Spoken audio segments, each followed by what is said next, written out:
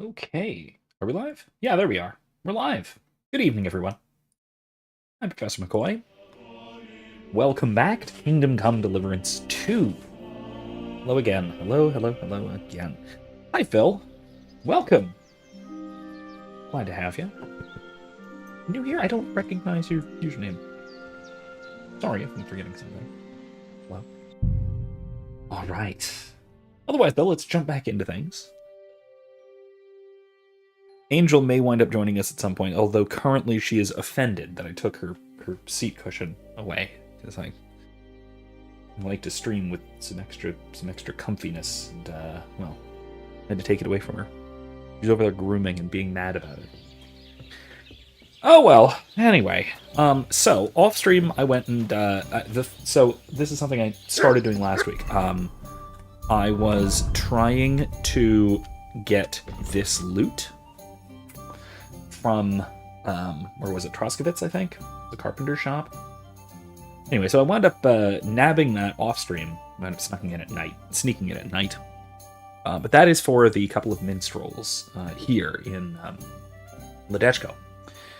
So we're going to go through that, which I am told is a very silly bit of a quest. Yeah, nice clothes. I'm told it's a very silly bit, so it should be fun. Do I need to eat? Yeah. Although this gives me 25, doesn't it? I should wait. You. Okay, so where are our silly little minstrels here? Michael and George. See, look, he's even got a matching hat. A different color brim, I guess. Still, the almost completely ridiculous peacock feather cap, which I actually really like. I kind of... How is this? Hold on. Sorry, dude. I'm gonna very closely examine your hat because I kind of want to figure out how this is made. Because I kind of want one. And oh, the lovely wenches there. I'm trying to figure out if it has an underlayer of a cap or if the feathers are just the top of it. Are well aware of the silver in the rocks. They spend their wages at the bars. Anyway, yeah, I kind of really want that. A hat like that. They love the chink of coin. Their shafts are damp, and wealthy blokes they welcome in their minds. Erica, if you go back and watch this, I want this. I want this hat. Sing that kind of smut in Kuttenberg, will you? Anyway, I've got that loot for you. Incredible, magnificent, fascinating. You really got it. Give me that lovely thing so I can fondle her. Such a noble instrument is just begging to celebrate art and life. It's like it's saying, hey, with me in your hands, you'll be able to grab any wench you want. How can you take such a fine thing and abuse it for vulgar gain? Abuse? No, friend. Put to good use. let's be a little disparaging here. They've earned it. Can you even play it? Oh, there's nothing to it. You only have to hold it and strum. What's that you up there? Hey, let me see. How the hell do you hold it? Ah, Anna has tiny tits, like a pair of cherry pits. Uh-oh. Christ, no! Did you just break it? The idiot broke the strings! What are you doing, you idiot? Do you know what I had to do to get that loot? I'm sorry, but... mate, I best be off now, eh? Fuck! Shit! You fucking whoreson! Your ma should have dumped you on the manure heap the moment you were born. What's gonna happen with that loot? Use it for firewood. It'll burn nicely with that lacquer. What? Henry, sick him! I mean, give him what for? No. Hey, why don't we all just simmer down? After all, it was an accident. Yeah, of course it was an accident. I wanted to give it a stroke. There you go. Now apologise nicely and clear off. All right. I'm sorry. Sorry. Wow, Forget me. This is unbelievable how drunk this guy is. I'm surprised he's still conscious. Now what are we supposed to do? Without strings, it's just firewood, you know? Our dreams are shattered.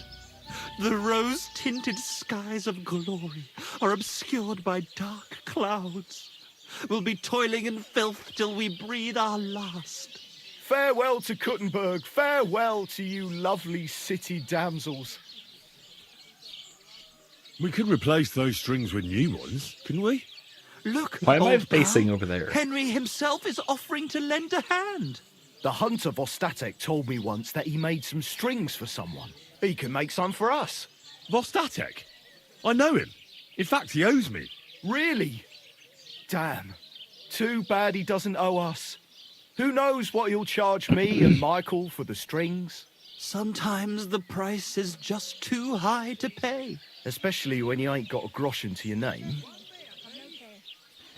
All right, Okay, fine. I'll go and see what he says. All praise and glory to you. May you and all your kin be honored for 7 generations. Henry, for what are you all doing have over done there? for us unfortunate artists. Okay, sure. Let's go see to this. Absolute nonsense.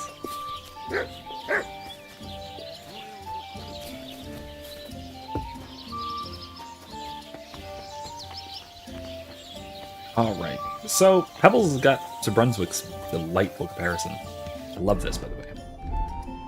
I like the armor set. It is nice. It's a good armor set, but I will probably wind up replacing it sort of gradually. But the comparison is very, very nice. I'm probably going to keep that. Who knows for how long? I may eventually replace the thing, but it is nice enough to keep for a while. That's for sure. Cobbler's kit, huh? Yeah, sure. Marksman's kit.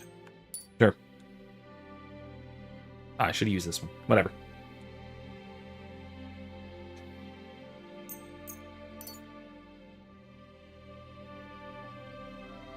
Alright. Well, let's see to that, shall we? So we have a couple of things we need to do. Who is that? Hold on. There's just a guy down there? Just sort of wandering? Not even... Oh, he is on the road, I guess. I'm curious enough to go chase him down. I want to see what's up with that. Who's that guy? Who that guy is and what he's up to. I assume it's nothing too untoward, right? Probably. Maybe just a wayfarer, but who knows? Let's go and see if we can find out, shall we? Go!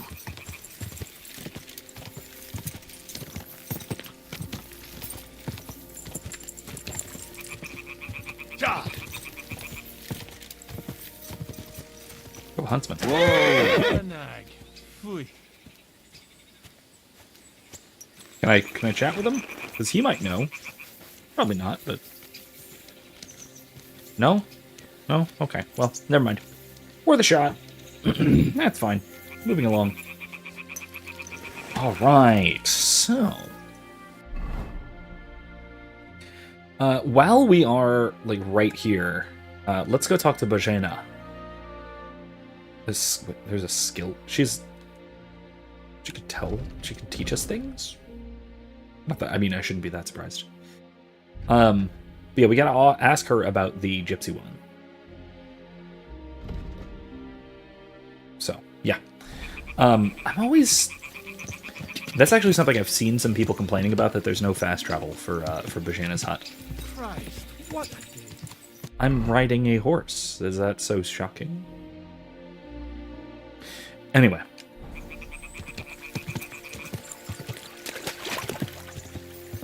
Okay.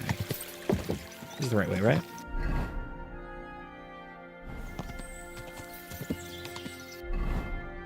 Oh, nope. Wrong turn. Whoa! Sorry, it's this way. There we go. Alright, cool. This will take us right to the hut.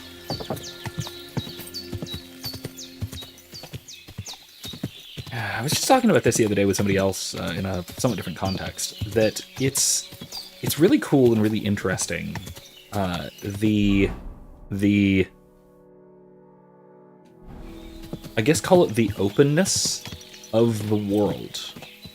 I don't mean that in like a game design standpoint or anything like that. I mean that in the sense that the world, the actual world, the medieval world, was so open, such that someone like Bergena, who was essentially kicked out of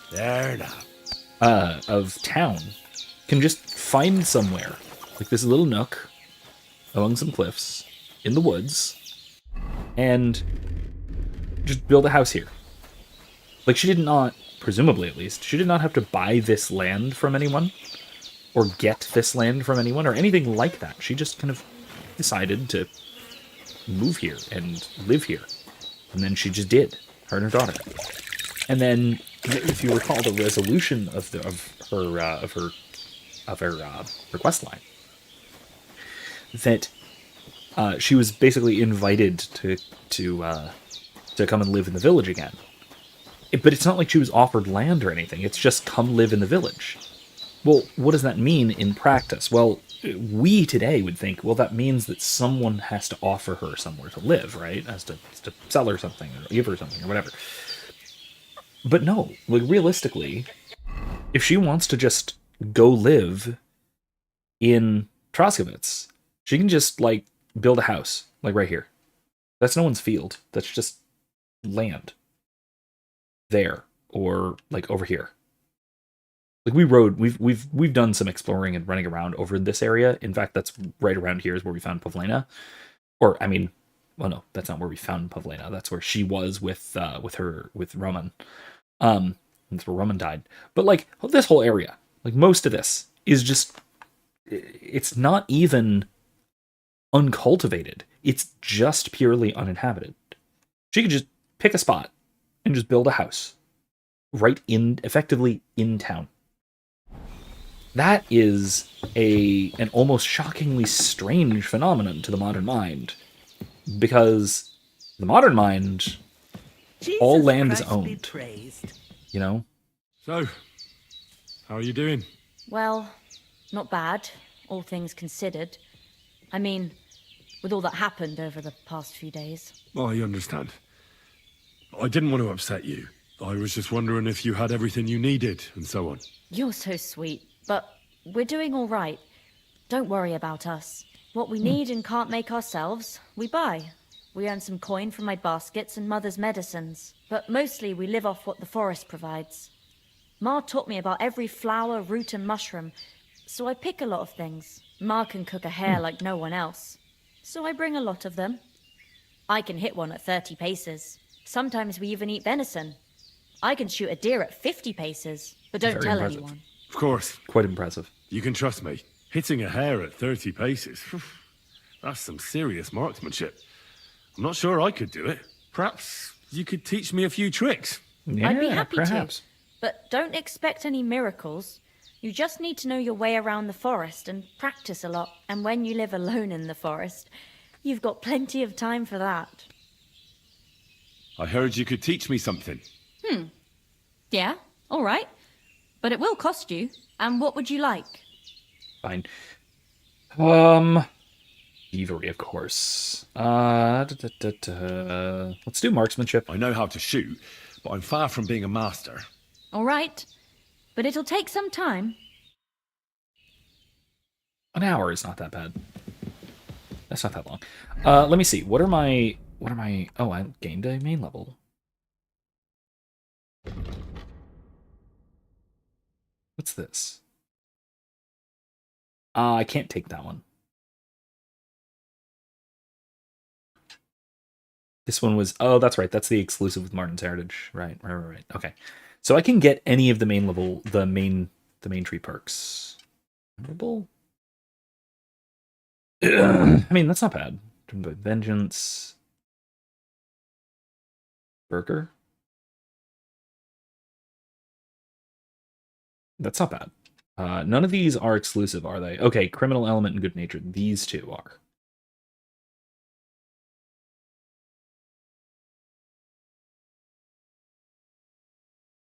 Huh. Okay.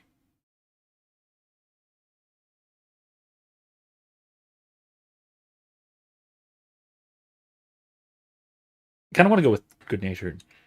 It's not bad.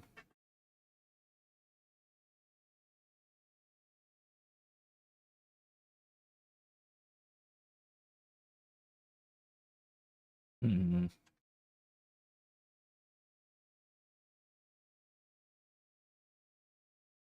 Burger. Burger's not bad. Yeah, that's useful. All right. Oh, what can I do with strength? Let's see. What's Grand Slam? Not damage. Oh, okay, no, that's dumb. Charge attack. Stamina slower. Ooh, interesting. Okay, shield. I don't use shield. I don't really do that. Do stealth kills really? Rasher charged attacks.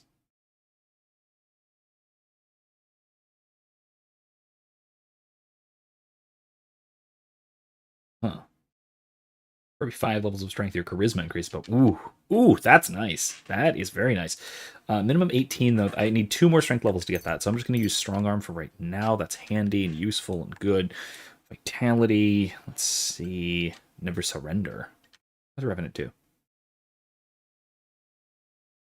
Ooh. Your health drops below 25 points during combat. 25 plus 25 bonus on your armor. Ooh. Oh, that's not bad. It's between Revenant and Never Surrender.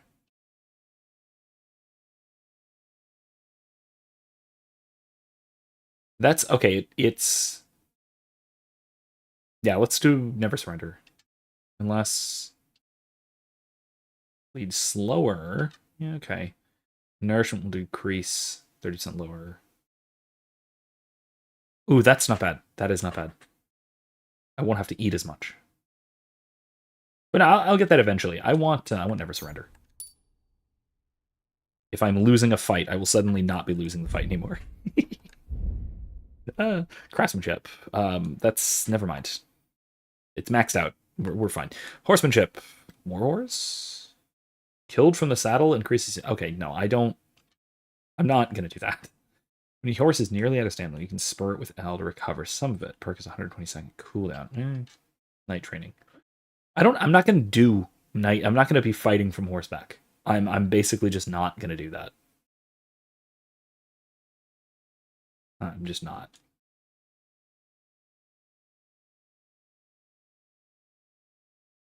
So yeah, let's do final stretch. Unmaster. Ooh, okay. Hey, I can pick 3 of these. That's not bad. Rip and tear.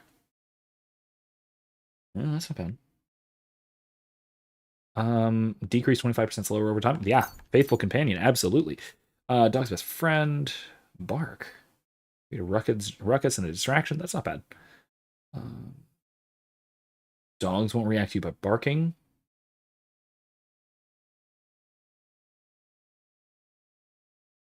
I mean, that's okay. Fair enough. Mutt will be tougher. Take 10% less damage. And tear. Looks bleeding wound. Okay. Um. Okay. He can come back faster, and then let's do dog's best friend. That's good. Stealth. Nah, none of these are great. I'm gonna wait. Okay, survival. What are these really? With Leshy. Some we have. Stamina recover 15% faster. Strength, vitality, and agility will be increased by 1. Your stealth skill will be increased by 2. That's not bad. Heartseeker. Right in the chest. And holding a breath. No, let's go with Leshy. What's a wild man? Any wilderness. Yeah, let's do that. And let's go with Leshy too. Yeah, why not? Let's go for it. Combat. Swords. Any of these I actually need? Each of your subsequent sword strikes in an unbroken series. Nope. Hunting swords. Saber. Short sword. That's nice. Yeah, that'll do. I'm never going to use unarmed, basically.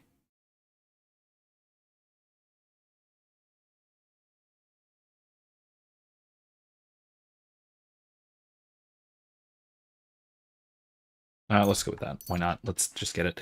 All right, cool. That's all. That's all. That's all we got for now. What is our... Hold on, I went to check. I went to check, but I forgot. What's marksmanship? It was 9. That's not great. I'd like to learn. And what? What do we got? Okay, she can do all the rest of these. Okay. I'll just wait. I mean, I have all of the money. I can just do it. I hear you're good at opening locks without a key. I'd like to learn. Thanks. I mean, I'll I've got teach the you money, one so I trick. might as well, right? But it'll take time to learn it.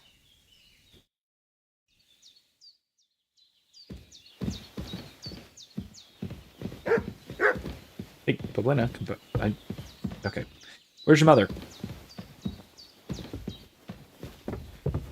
Ah, there you are. Okay.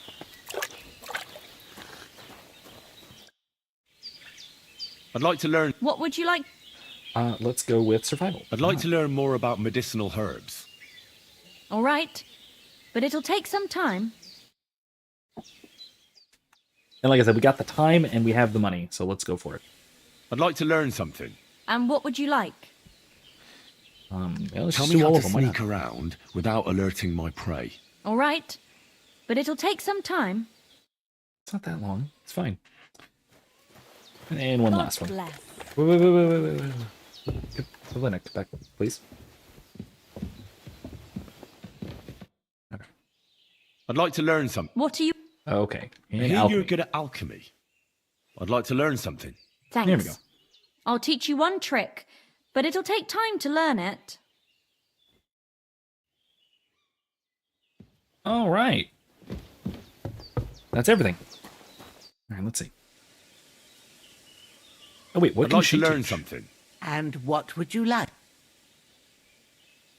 Ah, I still have the money, so I might as well. I'd like to learn more about medicinal herbs. All right. Okay, cool. All right. Wait. I'd like to learn. And I Alchemy. hear you're good at alchemy. thanks. Okay. There I'm we go. looking for Marika, and I heard you know her. Marika. I do know her, but why are Hey, you Imson, how you looking doing? for her? I promised to help her father, the voivod from the nomads camp. He's worried about her. Well, you helped me, Henry, so I'll help you. Marika was here with her lover, No. but he was in rough shape. Blood everywhere. What? Her lover?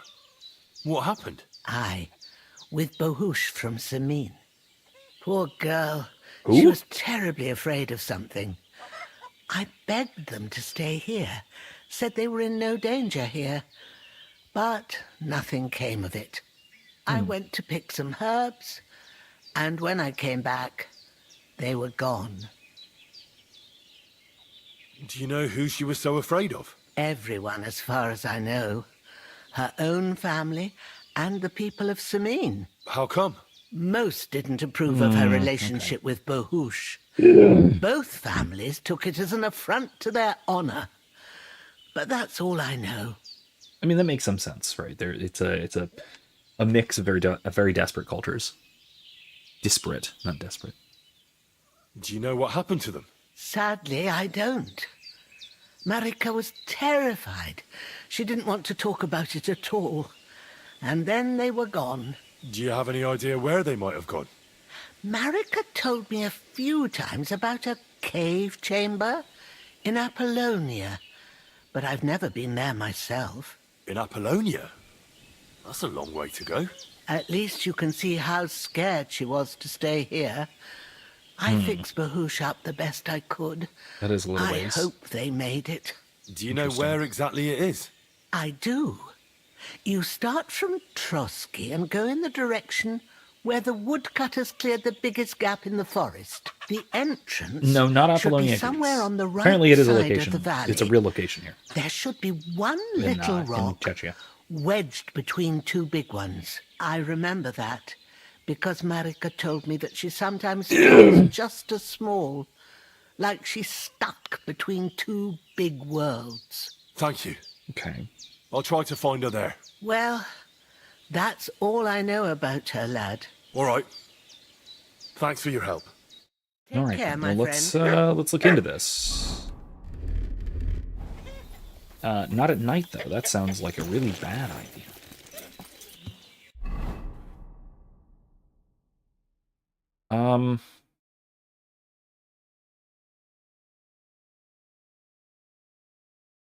I could sleep in Troskovitz.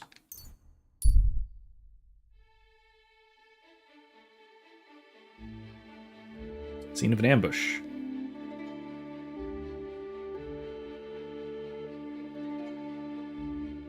Okay, let's check it out.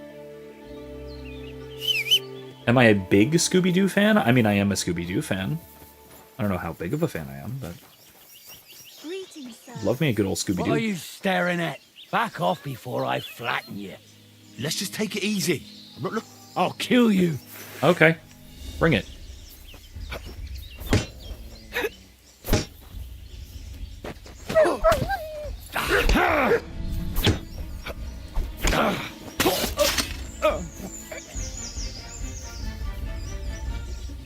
Where'd that beggar go? I didn't even know there were Scooby-Doo video games, but I'm not that surprised. Are they, like, any good?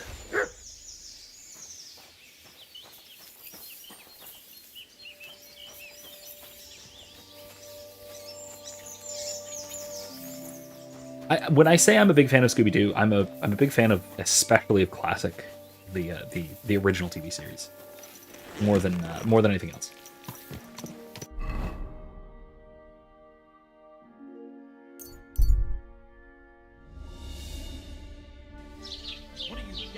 I will say the movies from like the early 2000s, those were good.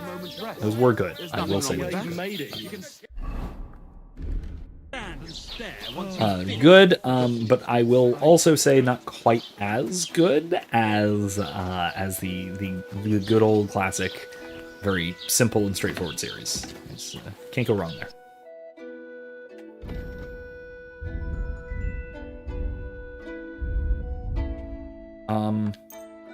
Yeah, there we go. That's it, right? Most of what I need to sell. Yeah? Anything?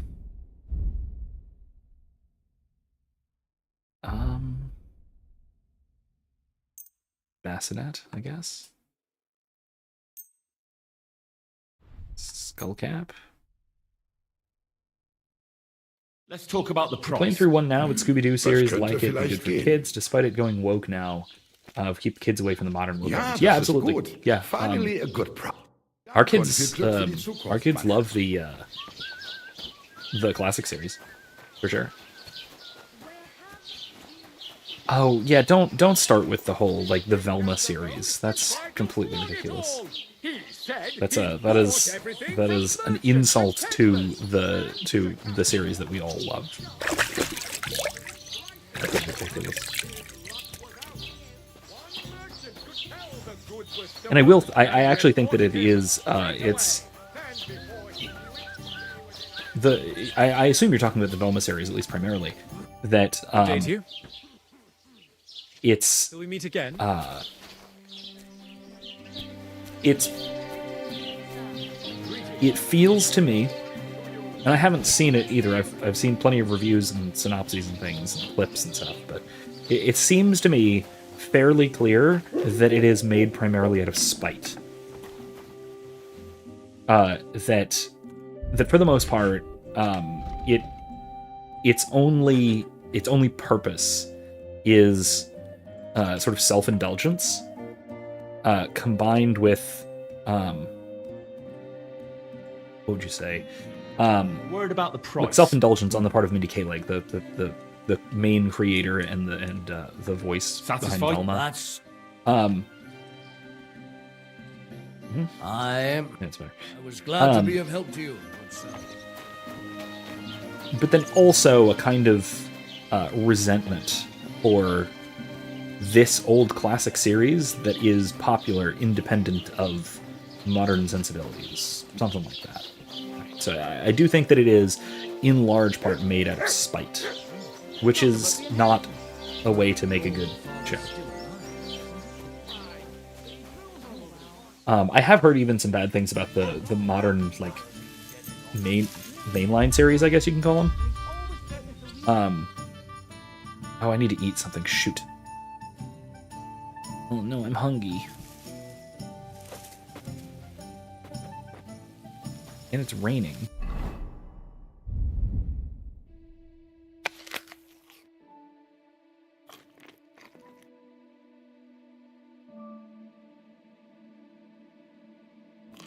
There. Not hungry anymore. It's a cat. What do you do? Oh, okay, bye.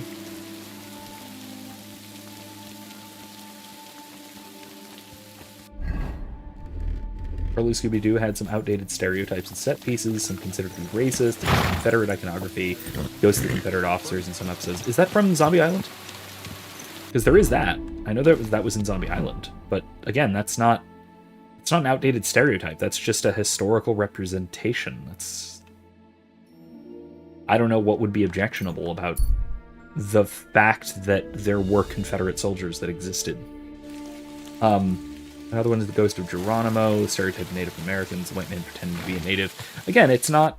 It's portraying it as someone portraying it that way. It's not even the show being racist. Even if the depiction could be considered racist, it's not the show being racist. It's the character being racist, the bad guy being racist. Which Marika was headed somewhere around here. I don't know. It seems. Oh yeah, let's do that. Yeah, let's do that. Anyway, it seems like most of the complaints of this nature in general, seem utterly deranged to me. Mutt! Where's he? Oh, there he is. Come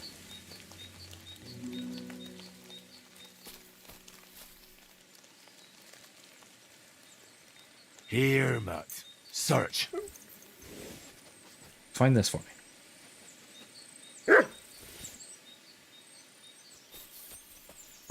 It's to the point where I have made a D&D plot, quite a fun one, I will add, out of the first episode of the original series. You know, the one with the Black Knight, the like haunted armor. Professor Jameson Hyde White, that one. If anything, that's a British stereotype. Anyway, but yeah, that one. I made a D&D plot out of that. It was a researcher who was intent on making this suit of armor that he found seem more important and significant than it really was, and so every night, what was it, new moon, I think, he would cast animate armor on it secretly and have it attack him and other denizens of whatever museum he was a part of. And it was up to the player characters to figure out what was really going on, see if they could identify the spell or realize or find out that he was a wizard, or it was fun. It was a good time. It does such good things with such basic mysteries that are ultimately rather predictable. It's not like the mysteries are like that mysterious, but it's challenging enough even for an adult viewer, an adult first-time viewer, to have to put some thought into it.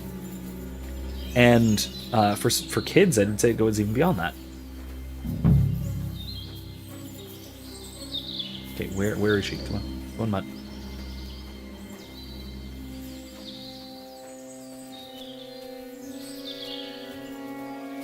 Maybe I shouldn't be sort of trespassing here, but I'm sure it's fine.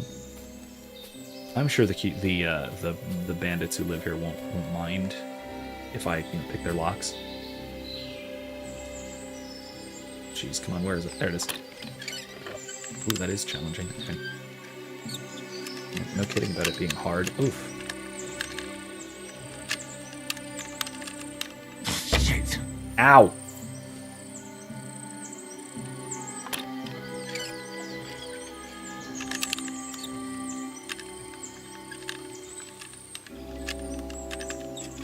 There it is.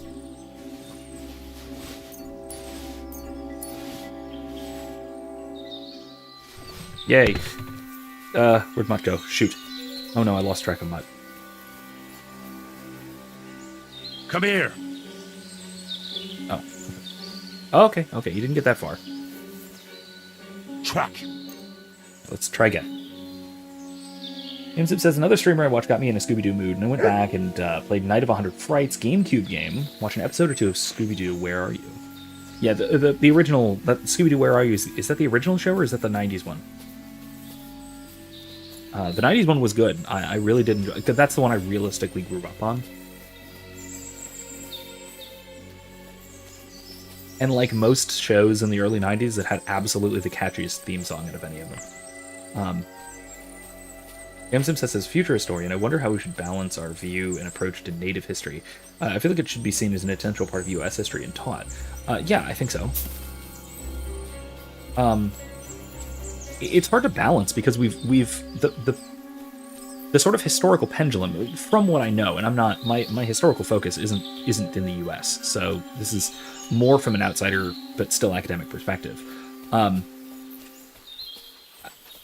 I feel like the pendulum has swung so hard from the uncivilized savages narrative to the noble savage to now the just noble, nothing savage about it, that there's been such a radical shift. Come here. That there was always something missing in one direction or the other. And because there was always something missing in one direction or another, it was, oh gosh, that's beautiful. There's no chance for any kind of objectivity, and that's unfortunate because you're right. It's an essential part of our history, sort of as a country.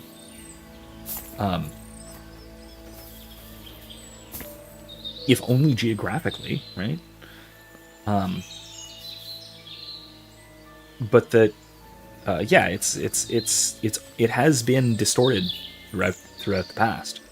Like, past historiography has been distorted in one direction, and modern historiography has been distorted in the radically opposite direction, but still greatly distorted. So, what are you going to do?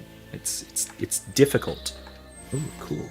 It's extremely difficult to try and thread that needle, if you will. Again, because the historical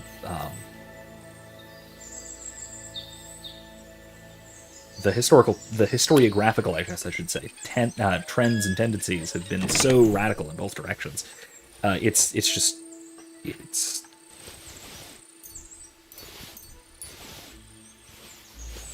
extremely difficult to try to take a nuanced perspective.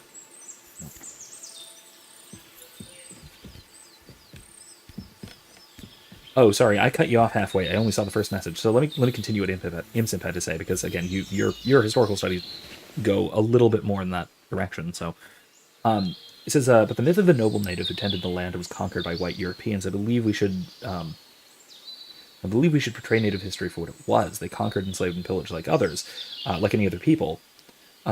And teach the humans are sorry, I've given up cursing for Lent, or at least I'm trying to. Humans are bad to each other, regardless of where they're from and what they're trying to do better, and that natives are the first Americans, yet not perfect. Human sacrifice was practiced in the modern United States and the Mississippi River Valley centuries before the Europeans arrived. This is a messed up practice that thankfully was done away with. Yeah, I think that all of those points are fair. I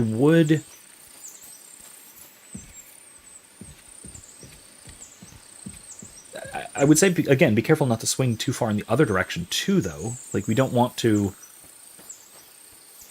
portray only or even primarily the negative aspects of any civilization, ours included, right? We shouldn't be so fast to say, well, humans are nasty and bad to each other, right? And so that's what humanity is, because it's not, right? Humanity is also the glories of civilization and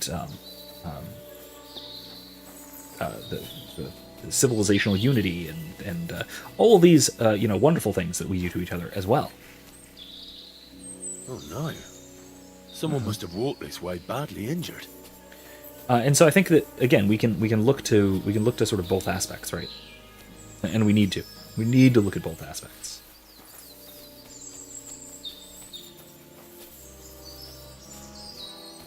That's quite a bloody rag you got there. What's up here? Oh. Stop right there. Who are you? Calm down. Ooh, I'm not he gonna doesn't hurt look you. good. Then tell me, what are you doing?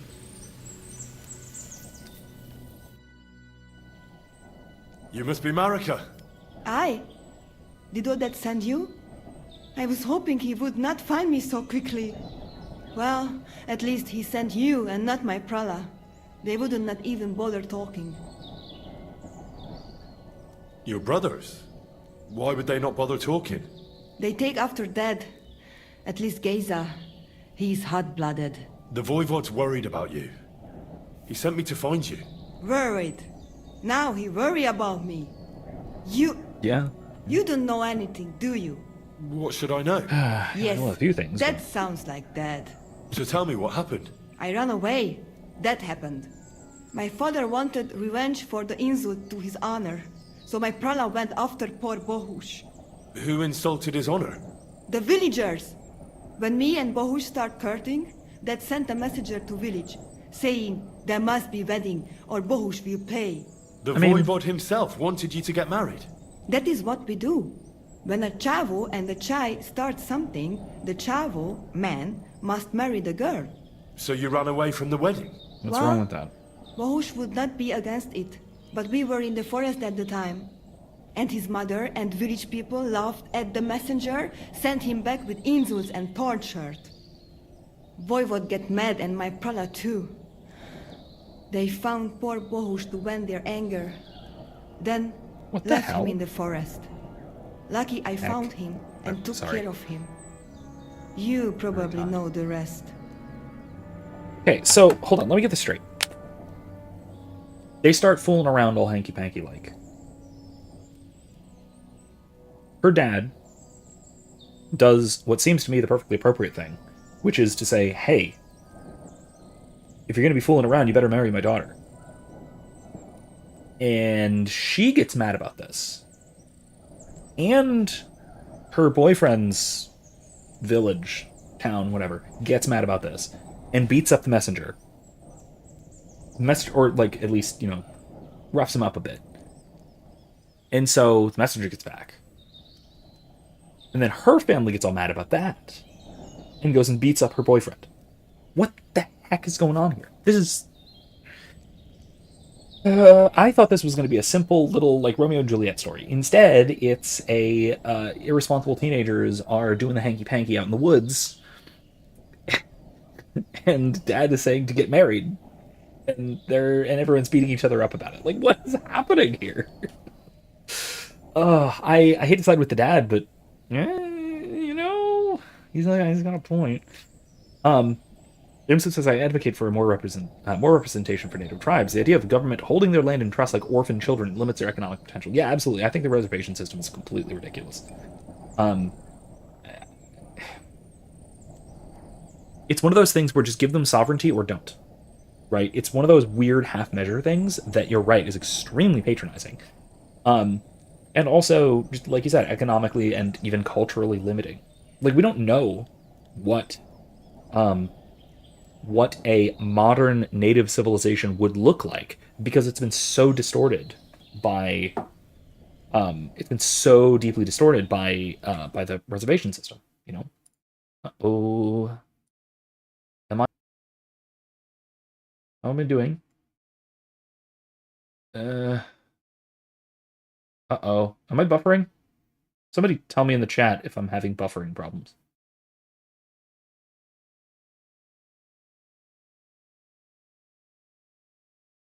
Uh-oh. How is this? What is going on? Is this better?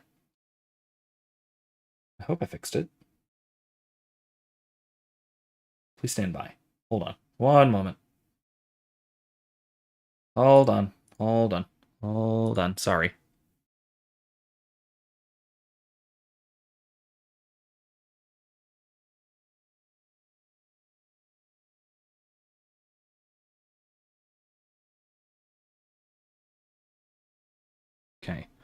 All right. On my end, okay, on ImpSim's end, I buffered. Okay. Maybe it's over. Maybe it's better.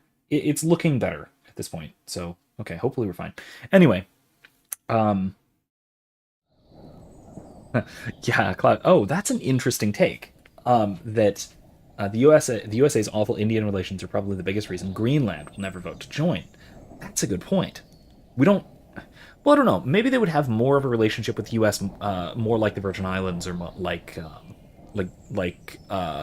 maybe even like Puerto Rico or something like that. More so than an Indian reservation. Which, to be fair, that gives its own reasons not to. It's not like Puerto Rico is particularly happy with their current status. At least most Puerto Ricans aren't. So there's that. Sorry, continued. I cut you off again. Unfortunately, native numbers are extremely low, but if they were more prominent, I believe we should have a council of chiefs where each tribe elects representatives as sort of third legislature, allow them to openly participate in government, have power to legislate, but this would be difficult to implement this far into American history and with so few natives left. Yeah, there are issues there. I mean, that's the thing. Either give them the option to just completely cede their sovereignty, or just give them their sovereignty entirely. Just grant them independent either statehood, make the reservations independent states, either in the classical sense of independent nation states, or I guess more like polis or city states, but regardless, states in that sense, or make them independent states or provinces or colonies or whatever you want to call them, and integrate them into the already extant American political system. The whole special status thing is bizarre, and I don't think it helps anyone involved. Anyway.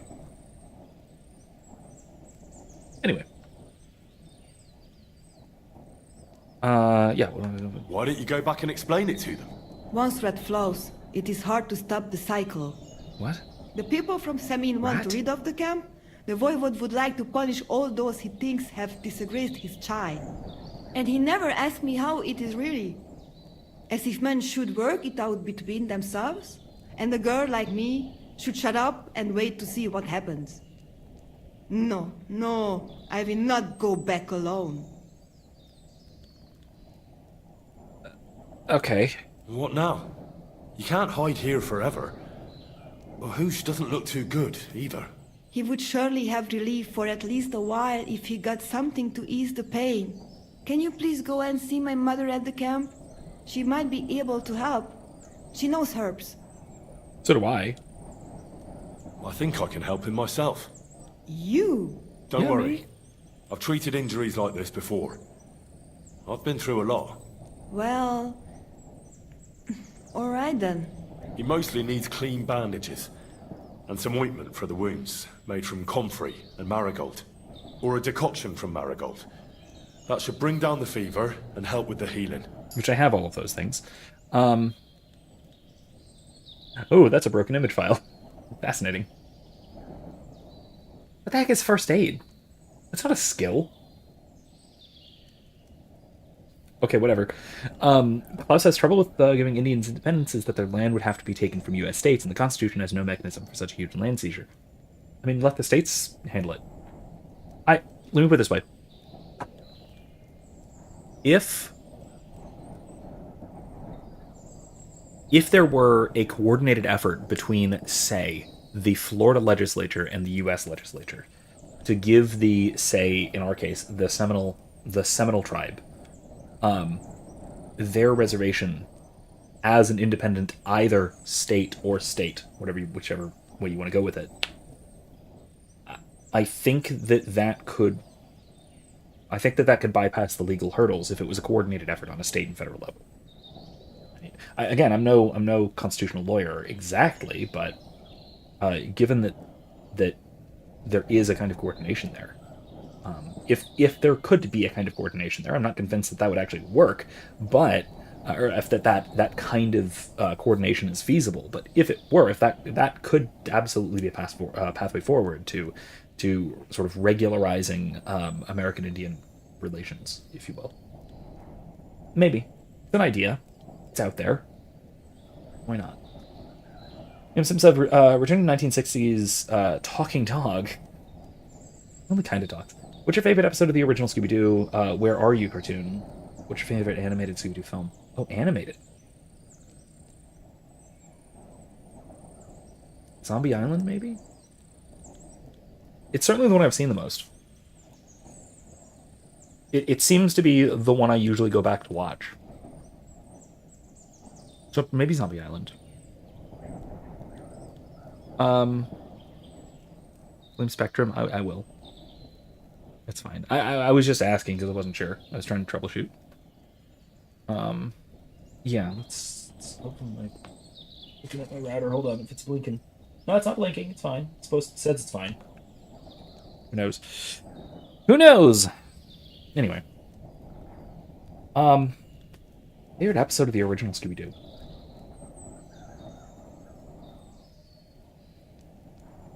What was the carnival one? Not the carnival. The like scary amusement park one. Zombie Island's your favorite involved? Okay, yeah. Episode of the original series. Yeah, what was the haunted amusement park one? I have no idea what it's called. I don't remember all the details. I haven't watched the series through in maybe ever. It's more like I watched it whenever it was on Saturday mornings as a kid, and I will occasionally throw episodes on for the kids.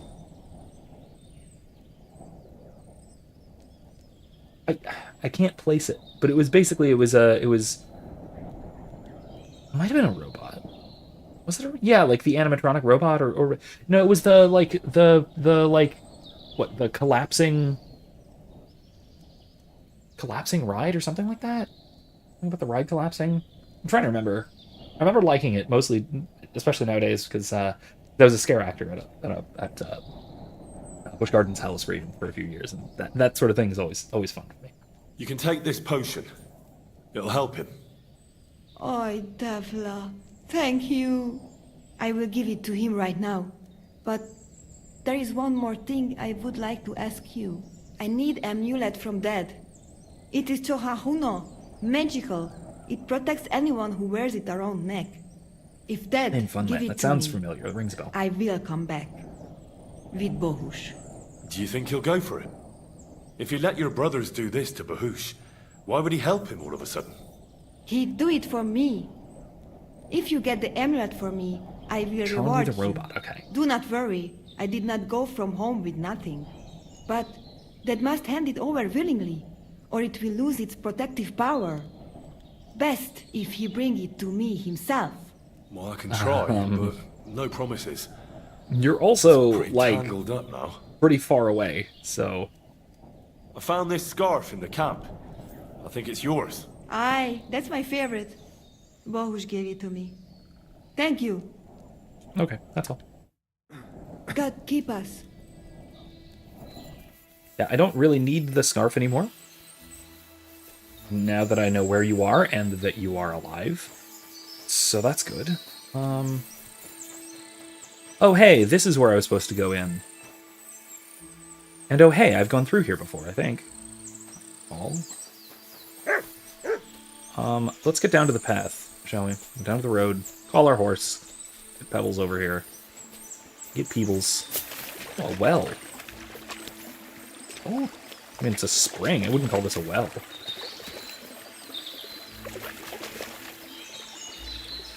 Looks artificial. Or at least cut down. Oh, hey, look, wolves.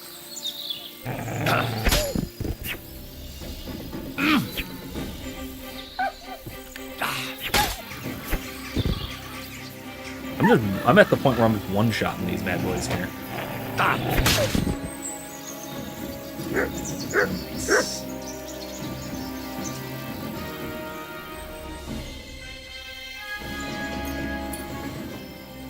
Anything worth taking now? Am I having issues again?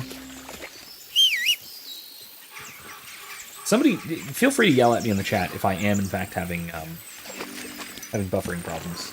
It does look like I'm having not dropping frames. Oh, I am dropping frames.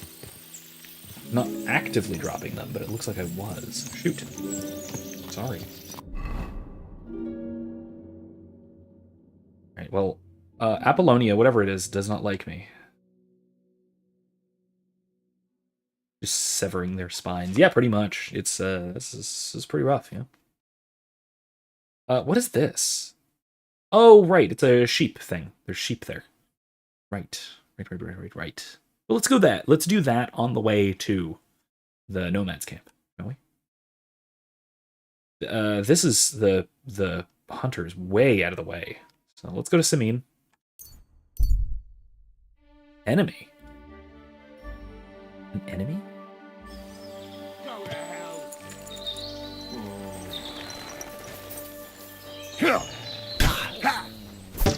Fuck you! No.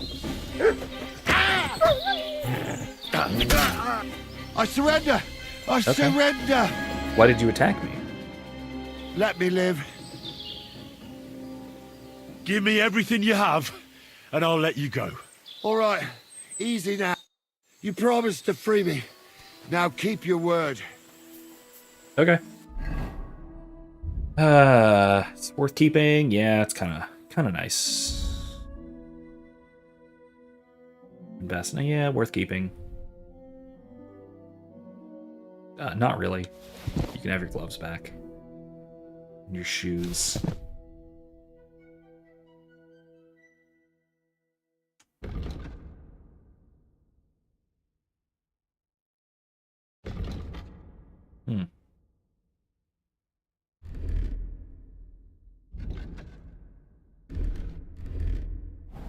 Alright then. Never mind. Moving along. Fuck this! Go!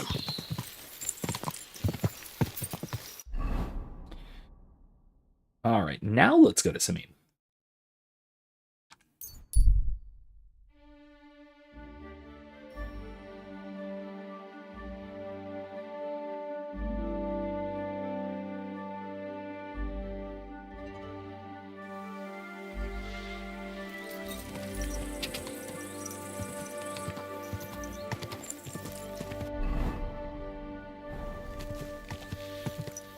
I guess we're just kind of riding through the fields. There is a path here, just barely.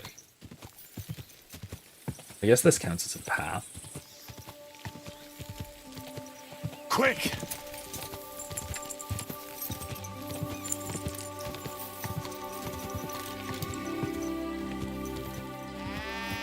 Oh, hey, this guy.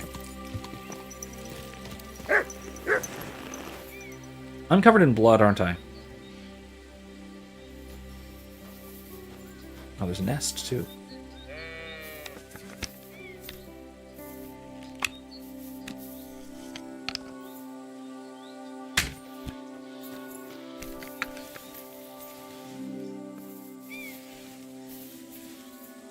Okay.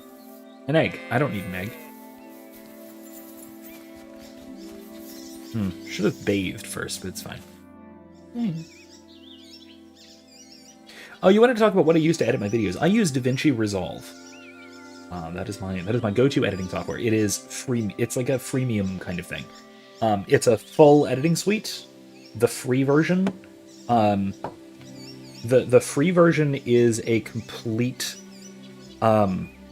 It's a completely usable editing suite. Some of the things, if you're going to do it manually, are a little bit complicated. But I usually just wind up looking up tutorials, and there's tons of it. It's got a really wide user base, so there's plenty of people using it to sort of draw from. And then also it has additional like plugins and filters and things like that you can pay for. They're usually relatively cheap, but they're like, think of them like DLC, if you will. But they're like little individual paid plugins and doodads, most of which are pretty cheap. There's packs of them for like $5, and there's like different sets of them. There's original ones for like $2.99. Yeah, it's fantastic for beginners. It's pretty user friendly. Depends on how much you want to do. It has a really shallow initial learning curve, but then it spikes pretty quickly. As soon as you want to do anything that's too complicated, things get complex relatively quickly. That's the only downside to it, I would say. That and it eats up VRAM and storage space. Because it makes copies of everything that you're using. No, it doesn't. No, it doesn't. No, it doesn't. I was wrong about that. I lied. It eats up storage space because I keep all my stuff. I shouldn't. It's my fault. I eat up storage space. It doesn't. It's just when you're editing something, you have to make sure that the files stay in the same place because it just creates a directory link to it. Which you can, in other words, you can break your editing files like very easily by just moving something into the wrong directory. But anyway, as for thumbnails, my animated little avatar was drawn for me a few years ago by a friend of mine named Matthew Lewis. He does primarily, like, as far as artistry goes, he does concept art. He draws a lot of concept art for like video games and things. I don't know if he's still doing that. I know he was at the time. Great digital artist. He's fantastic. He's a cool guy too. Anyway, but yeah, he did that. He made that little artwork for me, and I've been getting a lot of use out of it. So, man, fantastic. As far as what software I use to edit the like actual images, I use Photopea, which is a browser-based Photoshop alternative. Again, completely free. It's ad supported, but great. Does everything Photoshop does. Like, literally, I've yet to find something that Photoshop can do that Photopea can't. It's also constantly being updated. It's a great little service. Fantastic software. Again, the only downside to it is that it's completely browser-based. But that's kind of an upside if you don't want to have a big chunky piece of software on your PC, which I'm fine with not having. I used to use GIMP,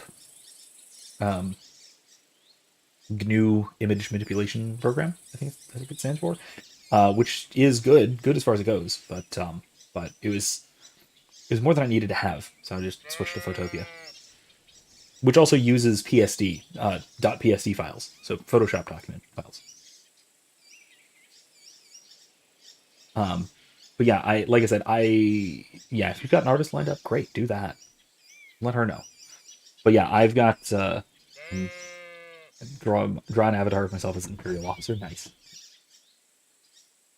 I dig it. The other shepherd said you might need some help. Did you lose a sheep or something? Aye, I did. It used to be a sheep would wander off and get lost in the woods sometimes, but now it's different. Now, several of them get lost all at once, and I never find them again. The last time was a few days ago. Do you think wolves are behind it? Well, that's what's so mysterious. I never found no wolf tracks. I find it strange they'd just disappear. You're not the only one. I found a pool of blood and a sheep's ear nearby, but no sign of the animals. It's almost like someone ate them whole, only they didn't like that ear. Or they were poaching them, and didn't want the ear as evidence, because that's where the brand is, maybe? Well, my thought. I'm a bit of an expert when it comes to finding lost sheep. I can help you. Oh, I did, by the way, That'd be find bloody Ignatius nice of you. for another. I can't even get a wink of shepherd. sleep over it. Where can I Well, find I was, that place with the blood? Off stream. Not far from here, over by the crossroads. Just please be careful. It could be a werewolf. That wouldn't be good. I'm no monster slayer. If it is a werewolf, just turn tail and come back. We'll get a group of fellas together and go and sort it out. Pitchforks, torches, holy water and all that. I just don't want to cause a panic before we know what we're dealing with.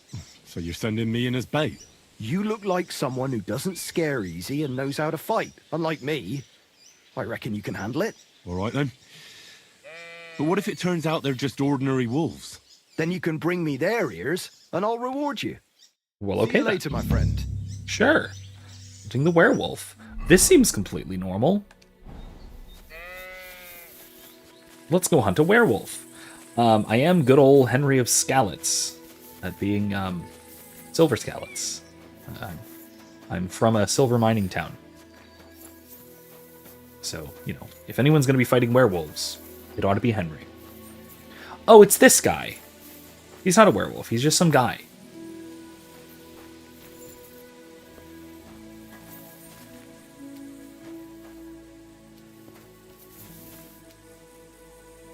A broken arrow.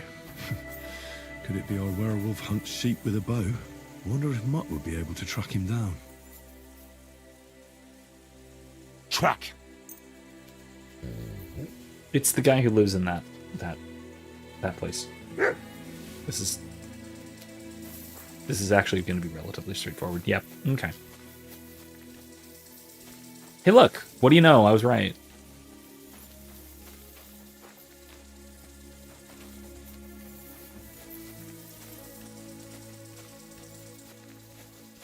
Maybe not. Maybe we're going past it. I don't know. It's possible. No, I was wrong. Unless he just kind of hangs out back, I suppose. Now, Imsip, if you're going to go with the persona of an Imperial officer, you have a dilemma here. You have at least a serious choice to make, whether you're going to go with going to attempt a Coruscanti accent, and try and keep it consistent, or if you're just going to stick with the attitudinal vocal inflections without the accent. Really an open choice there. Man, Mutt's so good at stuff. He's a good boy. He's such a good boy.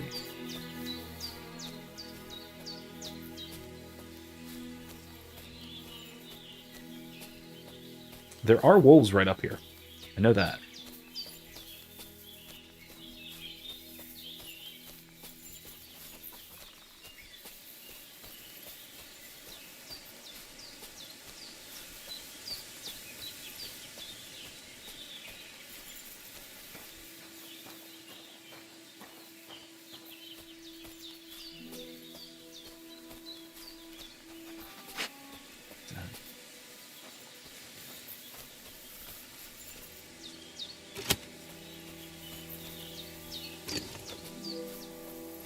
Interesting.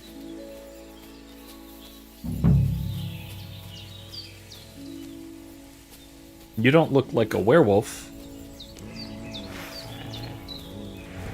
Have you seen anyone around here with a dead sheep? No, we have not. Now piss off.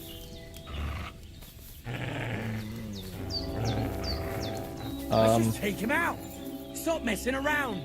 I told you to forget about us and get out of here. I'm definitely not afraid of you, fucker. So you won't leave? As you wish, you moron.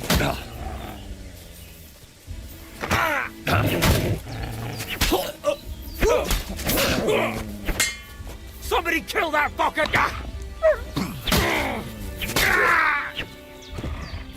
Show what you're made of. I yield. Mercy.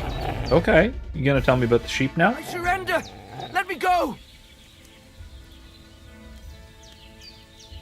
Yeah, okay. Give me everything you have, and I'll let you go. All right, easy now. Just let me go, and I'll give you everything. You promised to free me. Now keep your word. Mm-hmm. I'm hungry. No, I'm done with this. Wait, am I overate? Are you serious? Where's my digestive potion?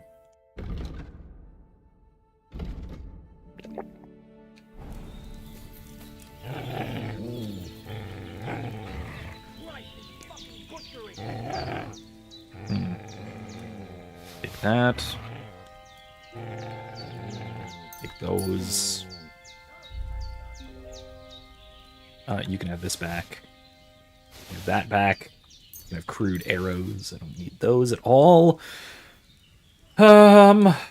Skull cap. That's not bad. You can have these. You can have the cheap wine.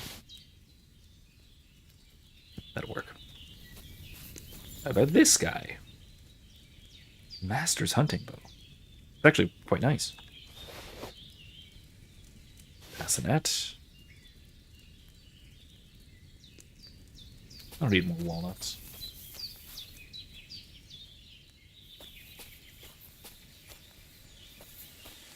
Anything this that I can take? Huh. Hides. Can I get this one? What are you growling about?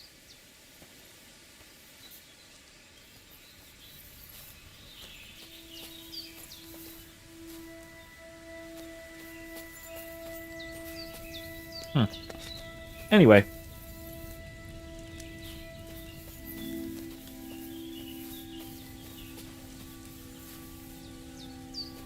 All right, we'll head back, shall we? Ah, that's a ways back. All right, let's do it.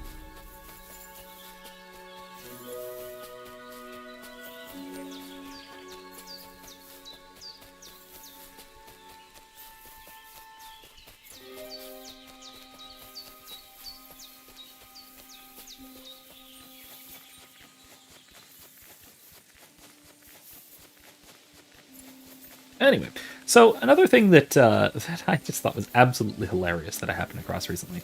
I just posted this in Discord and on Twitter, and so if you're not following me on Twitter, you really ought to be. Hmm?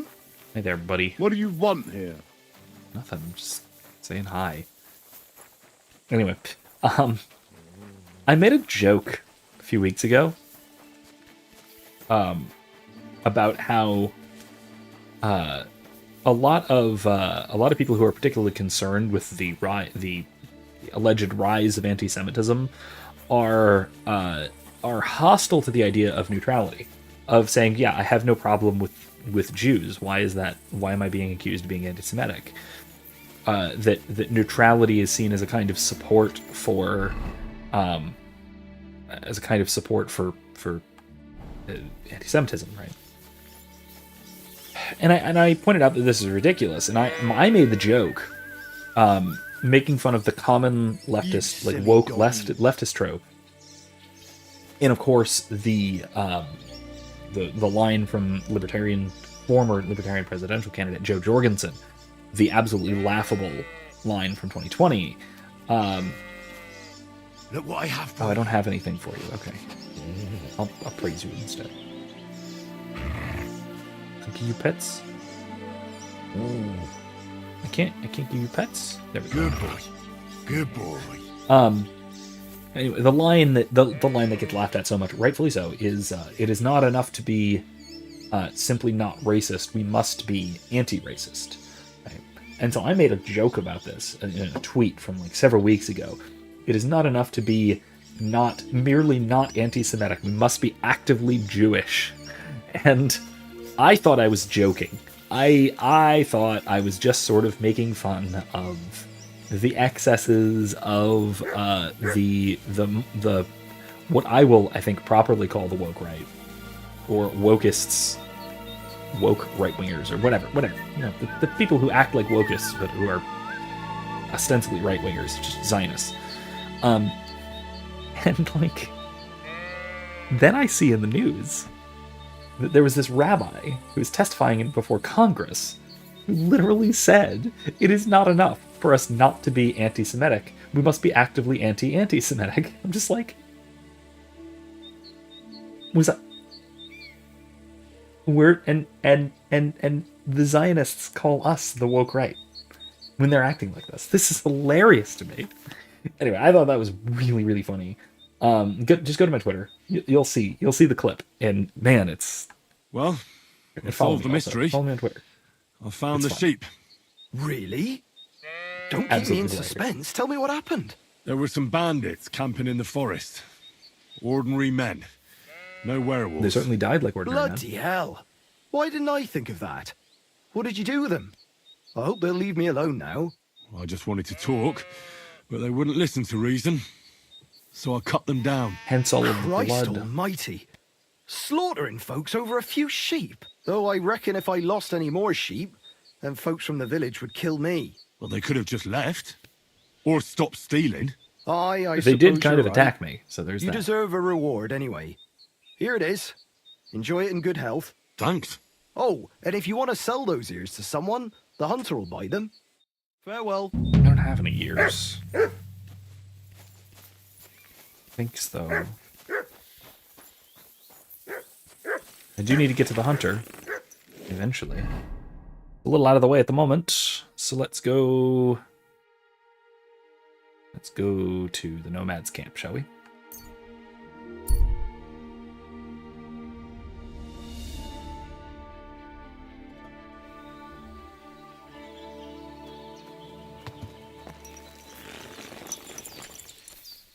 I'd like to find a wash basin. You guys have one.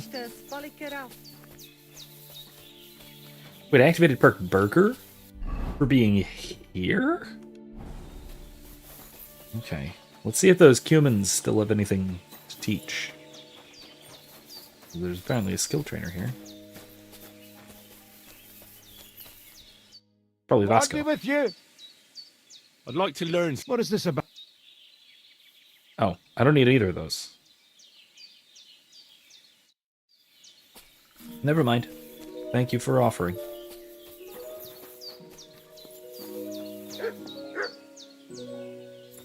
First wash myself, and then I'll actually give my clothes a nice wash.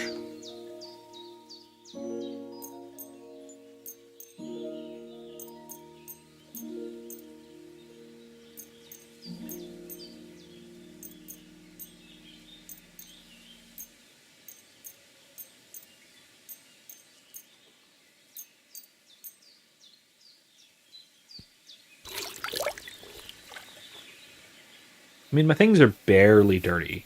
Doesn't really matter. Didn't make that much difference, but whatever, it's fine. Moving right along.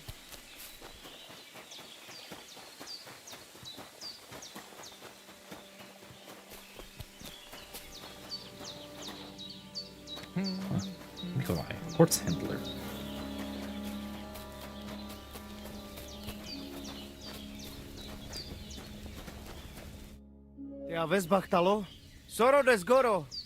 Dude, Do you buy wolf? That's right. You get a few groschen for every dead animal. I don't have any, but Once I've killed one, I'll come and... I've been selling them to regular merchants. Huh. Alright.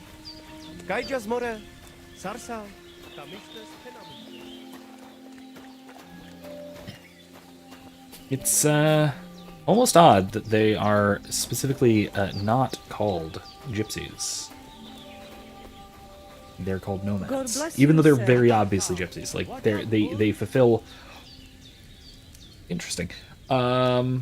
Pick up, not steal. Take it, sure. They are absolutely. They fulfill every gypsy stereotype. They're even like obviously discriminated against.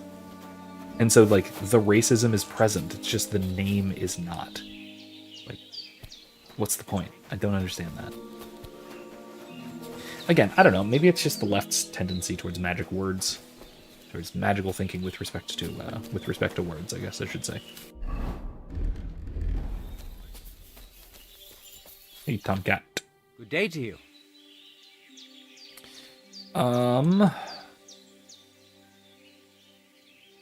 Will you teach me another swordsmanship trick? Certainly, but you better not talk about it like that.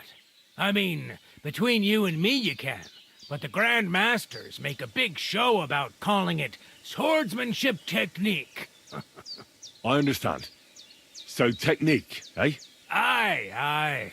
These days, people put their faith into all kinds of shite.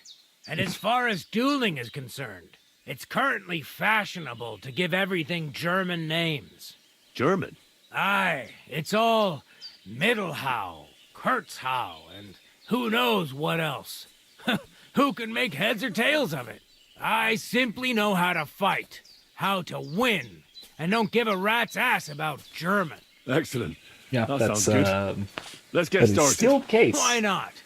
If you have That a bit is of time, still the I can case teach you in, something. Knee strike. It Sounds occurred cool. to me that a thrust with a sword to the leg of that poor lug you're fighting is pretty simple, but bloody effective. It'd be my pleasure to teach you that.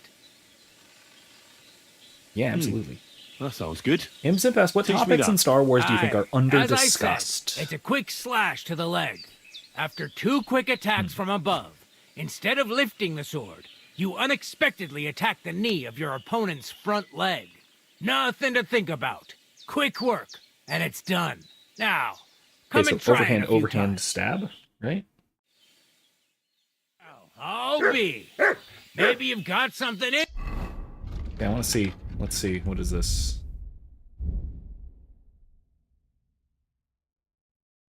Huh?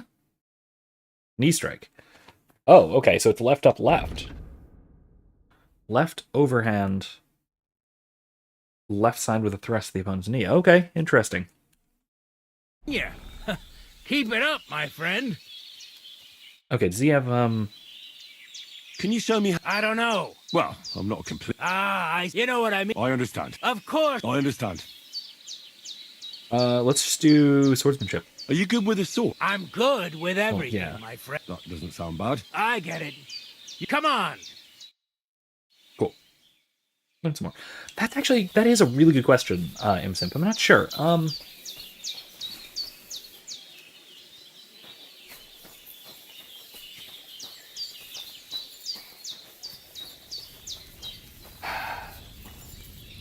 I don't know if I would have anything specific to say in terms of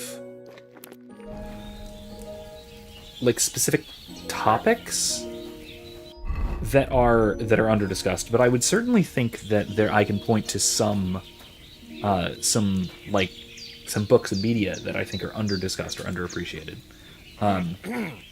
Most notably, I would say the X-Wing series.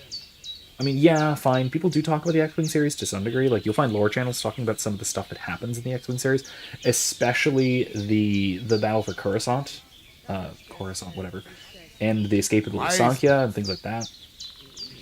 But like the actual plots and characters and things like that are really under discussed, and there's some great characters in Rogue and Wraith Squadrons. So I'd say that might be it. That might be it. Because that was in that early Warlord period before Thrawn. Lead up to the Warlord Zinj campaign. Oh, excuse me.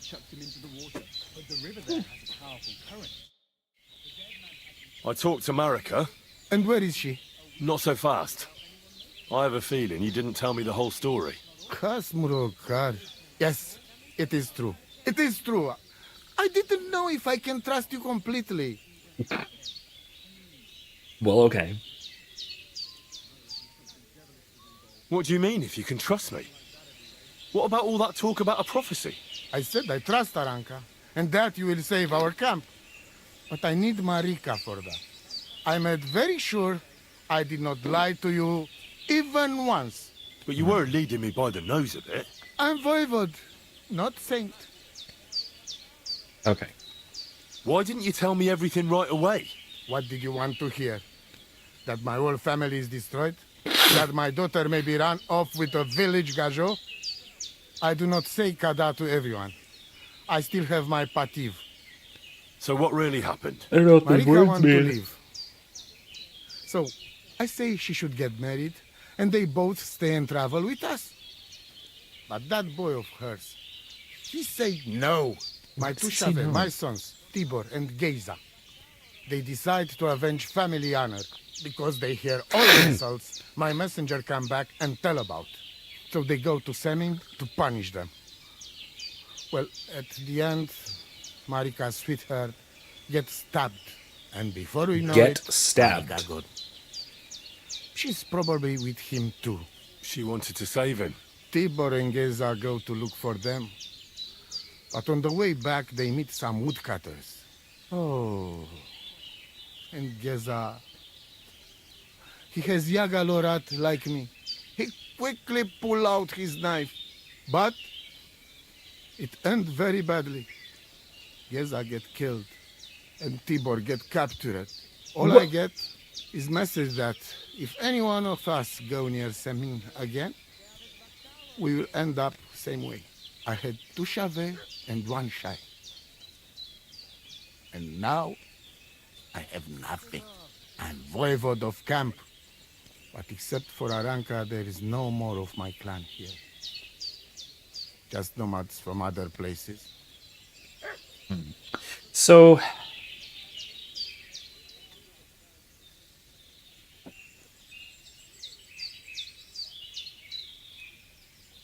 the way he described that, Bahush gets stabbed.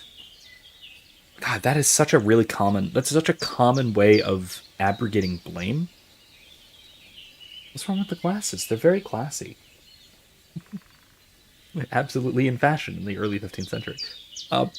Sorry, I don't actually know that. I'm assuming so. But no, it's the what I would point to there is it's the abuse of the passive voice, right? So by saying that Bahush got stabbed rather than Geja or whichever or Geva or whichever of his kids did the stabbing, right? What he's doing is he's describing what happened without having to have a subject to the sentence. And yeah, he's Romani. It's a really common way of, one, abrogating responsibility, but then also you'll find this in modern political discussions, where if you're talking about politics, asking about, quote, what should be done, which is passive, you'll note, rather than X should do Y. Because then you have to keep in mind the one thing Karl Marx got right, which is the whom question. Who is doing what to whom? You have to keep the subject and indirect object in the political sentence, so to speak. But without doing that, you're going to miss crucial aspects of what's going on politically, right? So this is something that libertarians have picked up, thankfully, and done better things with than the Marxists ever did, of course. But it points out that government actions are not simply these impersonal acts of God, or these impersonal events which simply occur. They're the actions of particular persons. I've just been rewatching Firefly, as Critical Drinker has been watching it for the first time. I've been going through it as well. Which, by the way, if you haven't watched Firefly, now's as good a time as any. And if you want to do a watch together, I'm always open to it. But then also, Critical Drinker and Mahler just did a like commentary tracks over the whole series so far. They're done with the whole series now, which, man, fantastic. You know what? I'll put a link in the description to their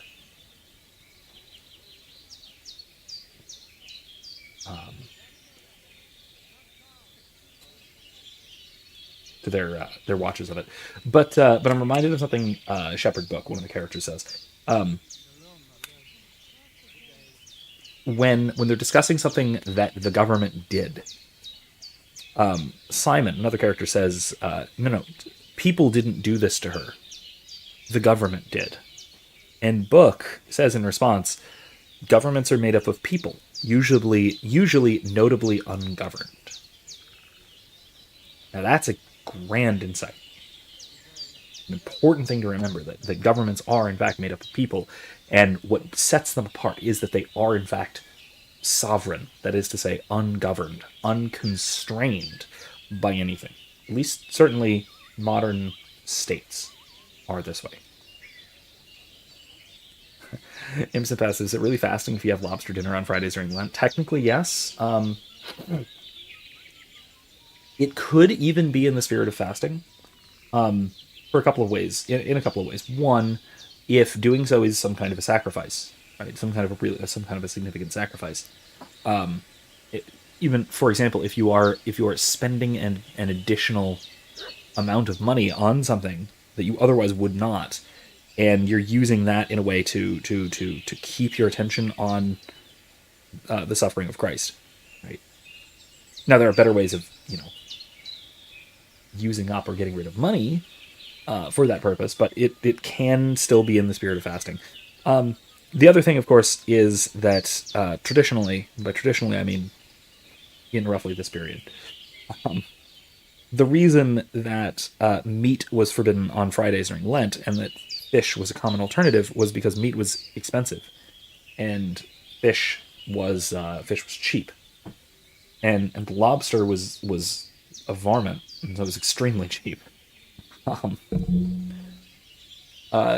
So it was turning away from extravagance, whereas today seafood is almost exclusively more expensive than meat.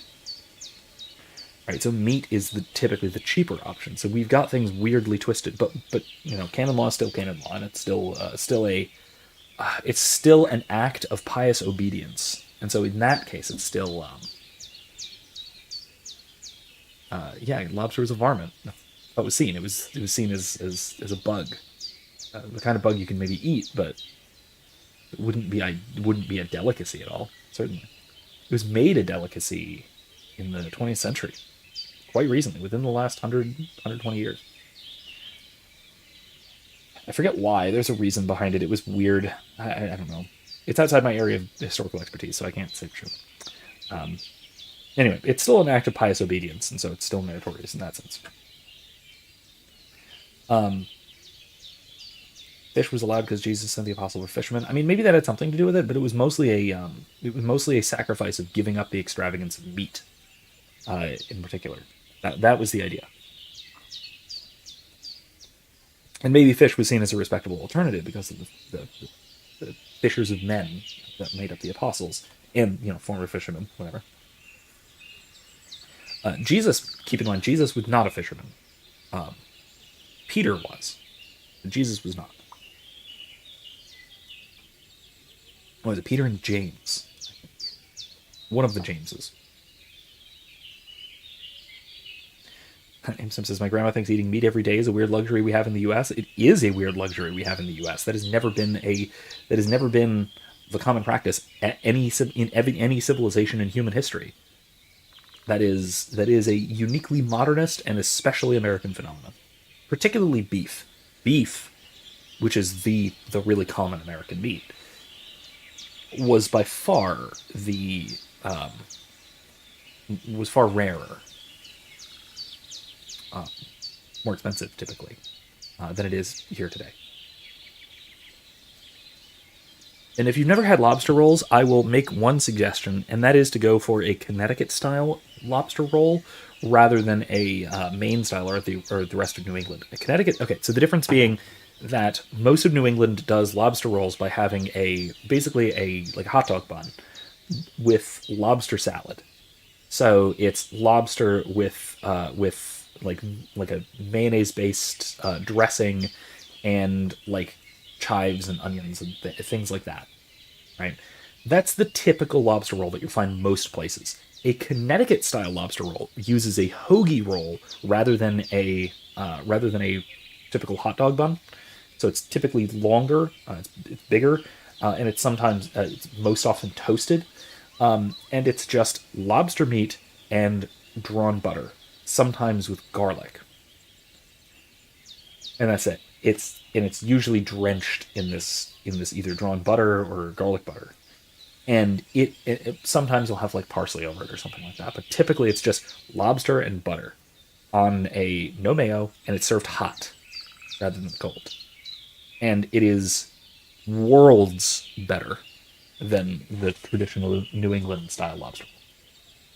No mayo, no onions or dressing, or just lobster, butter, hoagie roll, usually lightly toasted. I'd like to try it with some cheese over it, but maybe not. I don't know if that would be good or not, but even just like that, oh God, it's good. It's so much easier to make too. Like it's much easier. Just get lobster, chop it up. You can just use claw meat. Claw meat works great for that sort of thing. A lot of times when we would do like big lobster bakes, which I used to spend a lot of summers in New England with my mom's family up there, or Italian, we would do this with we'd do like big old lobster bakes. We'd get a whole bunch of lobsters for cheap from the fishermen coming off the docks, relatively cheap. I mean, it's still lobster, and we'd have like the whole family for it, and everybody would get together before we start eating, and everybody would be cleaning and stuff, and you'd be shucking everything, and you'd take the tails and you'd have those separate. Right, and those are like basically the main course, and then you take all the other bits from like the claws and the little legs and all that, and you take that and you put it in a big pot. You can use some of it for like lobster bisque. We'd make lobster bisque all the time. Use some of it for just lobster rolls. I think we made like the equivalent of crab cakes once or something like that. But man, no, it's great. It's fantastic. It's one of those things that's only really a good idea at scale. If you're feeding like a dozen or more people, then you can totally get this into a big roll. You can into a big thing. It's great. It's great.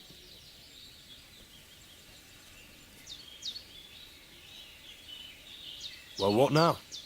Marika's not coming back alone. She loves Bohush, who's 1 foot in the grave, and she's afraid you'd do something to him here. And that's why she wants you to give her an amulet to protect them. Amulet? My amulet? She cannot be serious. Ah, I see it. cannot just... That's right. It's got it. My family is in ruins. I thought... You already know everything. You can He wants me help to break his other son out of jail, doesn't he? Rescue Tibor from the village. Do not let me lose another son. And we must give Geza a proper funeral, our way, so his soul can finally rest. Aranka can tell you more about that, or Tibor himself. Please, I will repay you. Help my family, and we will talk about the amulet. I don't know how much time Bohush has here, but it's probably not that long. He did not seem to be, doing so well. Where's Aranka? Is that her? There's some free tents now, so I thought we could move in. What free tents? The children. My respects. Good doggy. And Nilin. Good boy. Where's Aranka? Is this her? Oh, yeah. Oh, it is you, Churches. What are you talking about? You are that chavo from my dream, Jalas Mangesuno. You came to me, the Ternogagio friend of the Roma with clear eyes, the one who has suffered much. A stranger to take on the task that shall unite our familia once again, or divide us forever. The Voivod already told me about the prophecy. Then you know what needs to be done, Frau.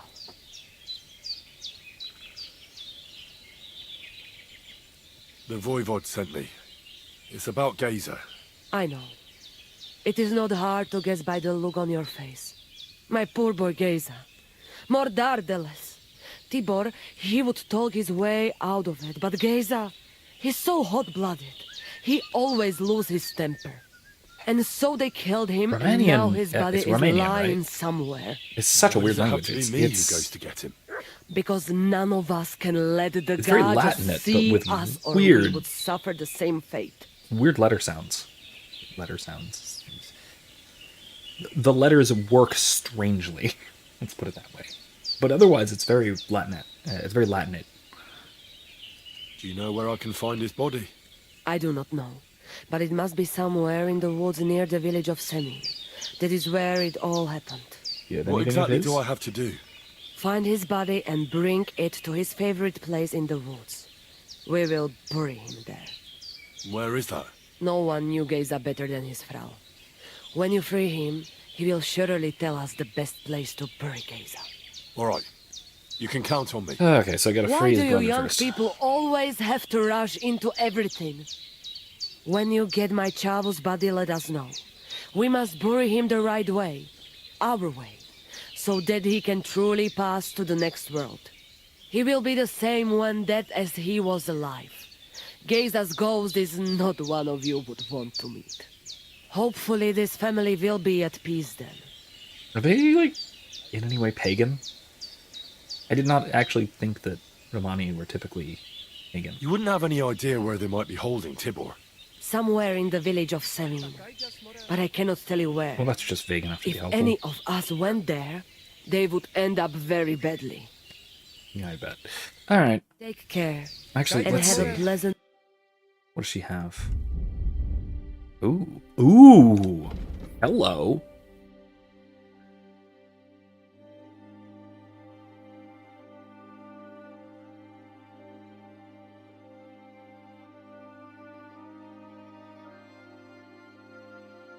Oh, Dollmaker poison. Oh my gosh, yes. Excellent. Yes. Yes, yes, yes, yes, yes.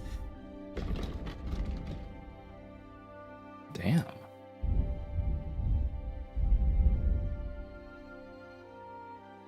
Moonshine. Really? Nah, Imbrication I already have.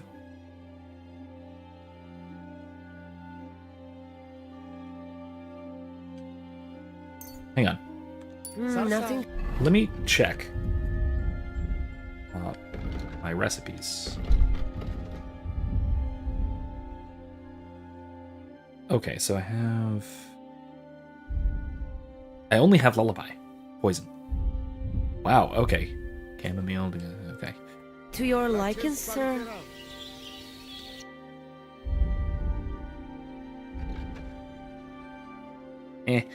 I'll take Bane Poison.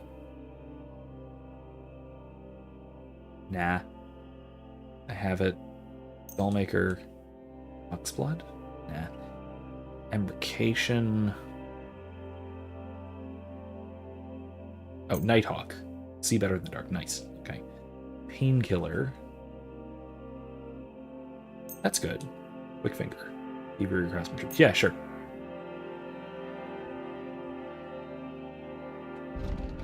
What can I sell?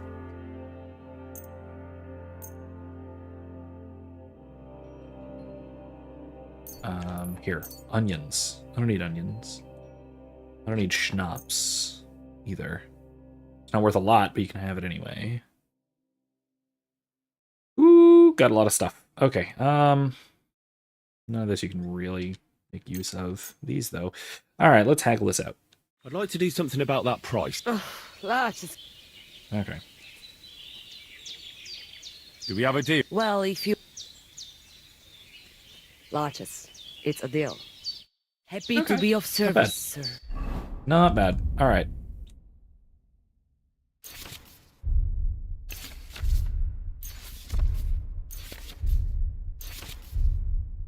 Okay, cool.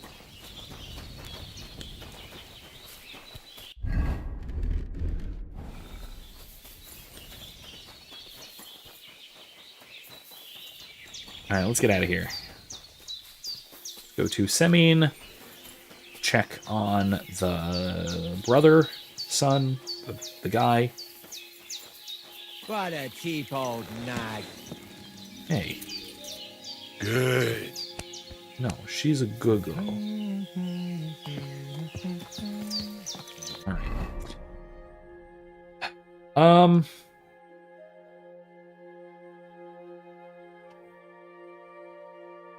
Yeah, let's just go to Semine. We got 1040. Huh, not bad. Not bad. Oh, lordy, it is getting late.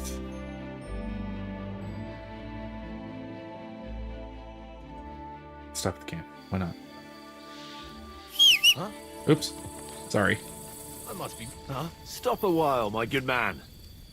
God be with you. Wait. That's Bahosh? Hey, wait, hold on a minute.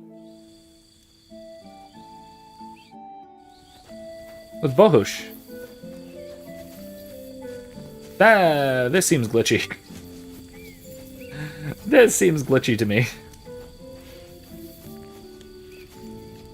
Wow, okay, that's odd.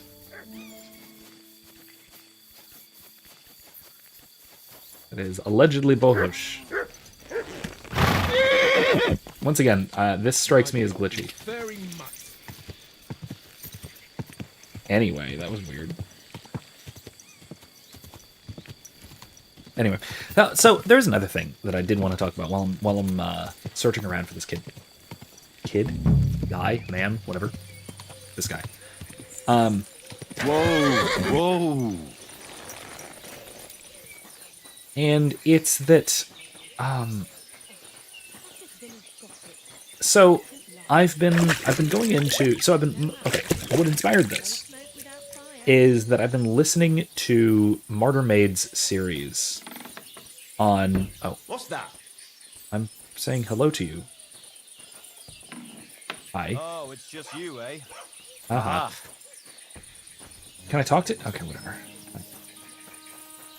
Anyway, so I've been listening to Martyr Maid series on the Jonestown cult. That is to say, the People's Temple, etc. That whole thing. And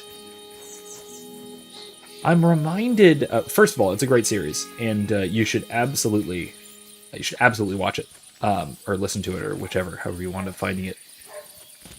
Oh, it's a cow. I saw udders. You should absolutely watch or listen to it, whichever, however you end up finding it. It's fantastic, and it goes into so much depth in a lot of the political movements of the mid 20th century that People's Temple found itself in. Fascinating series, but I learned some new things about it that I had not known before. Hey there. He's under here, isn't he? He's in there, isn't he? And Who's that? what made me, What are you doing what this here? made me realize, this drew my attention back. You shouldn't be hanging around here, friend. Okay, sorry. I just want to talk to Bahush's mother. I know it's nighttime though, so that's kind of probably a problem, isn't it?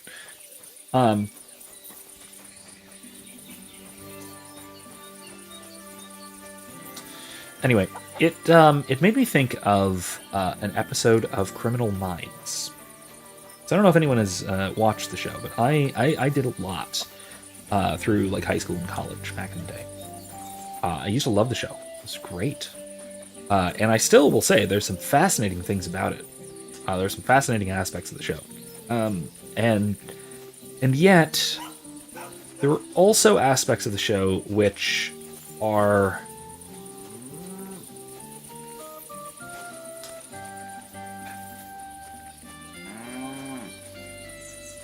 I hate to use the stupid term, but problematic. I mean, it's a really stupid term, and the term is well poisoned by abuse by various leftoids and such.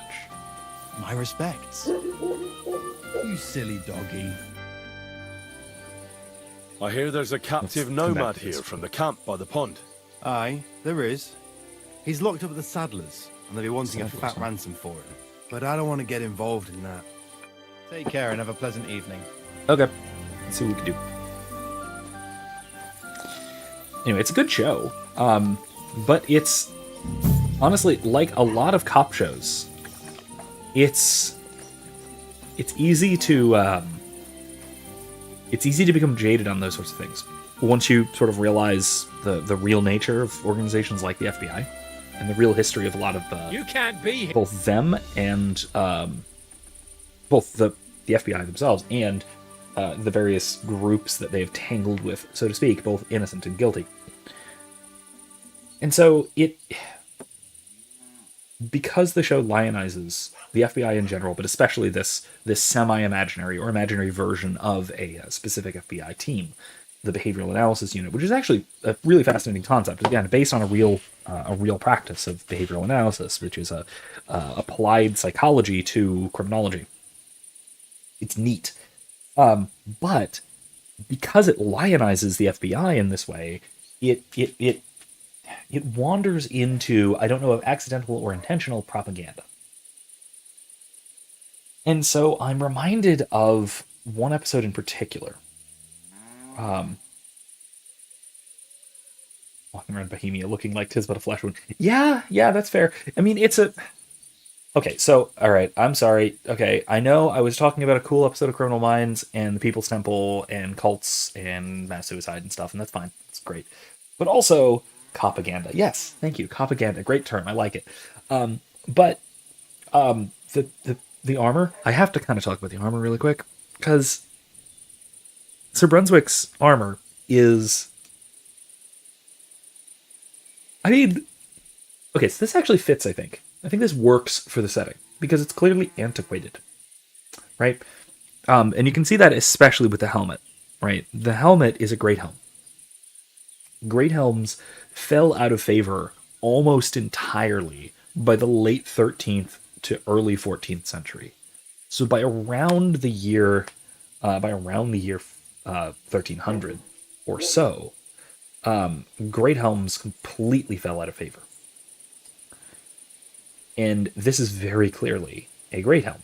Then again, this is supposed to be the armor of Sir Brunswick, who lived a couple hundred years ago at this point, which would put him in just the exact right period to have a very nice great helm as part of his armor set.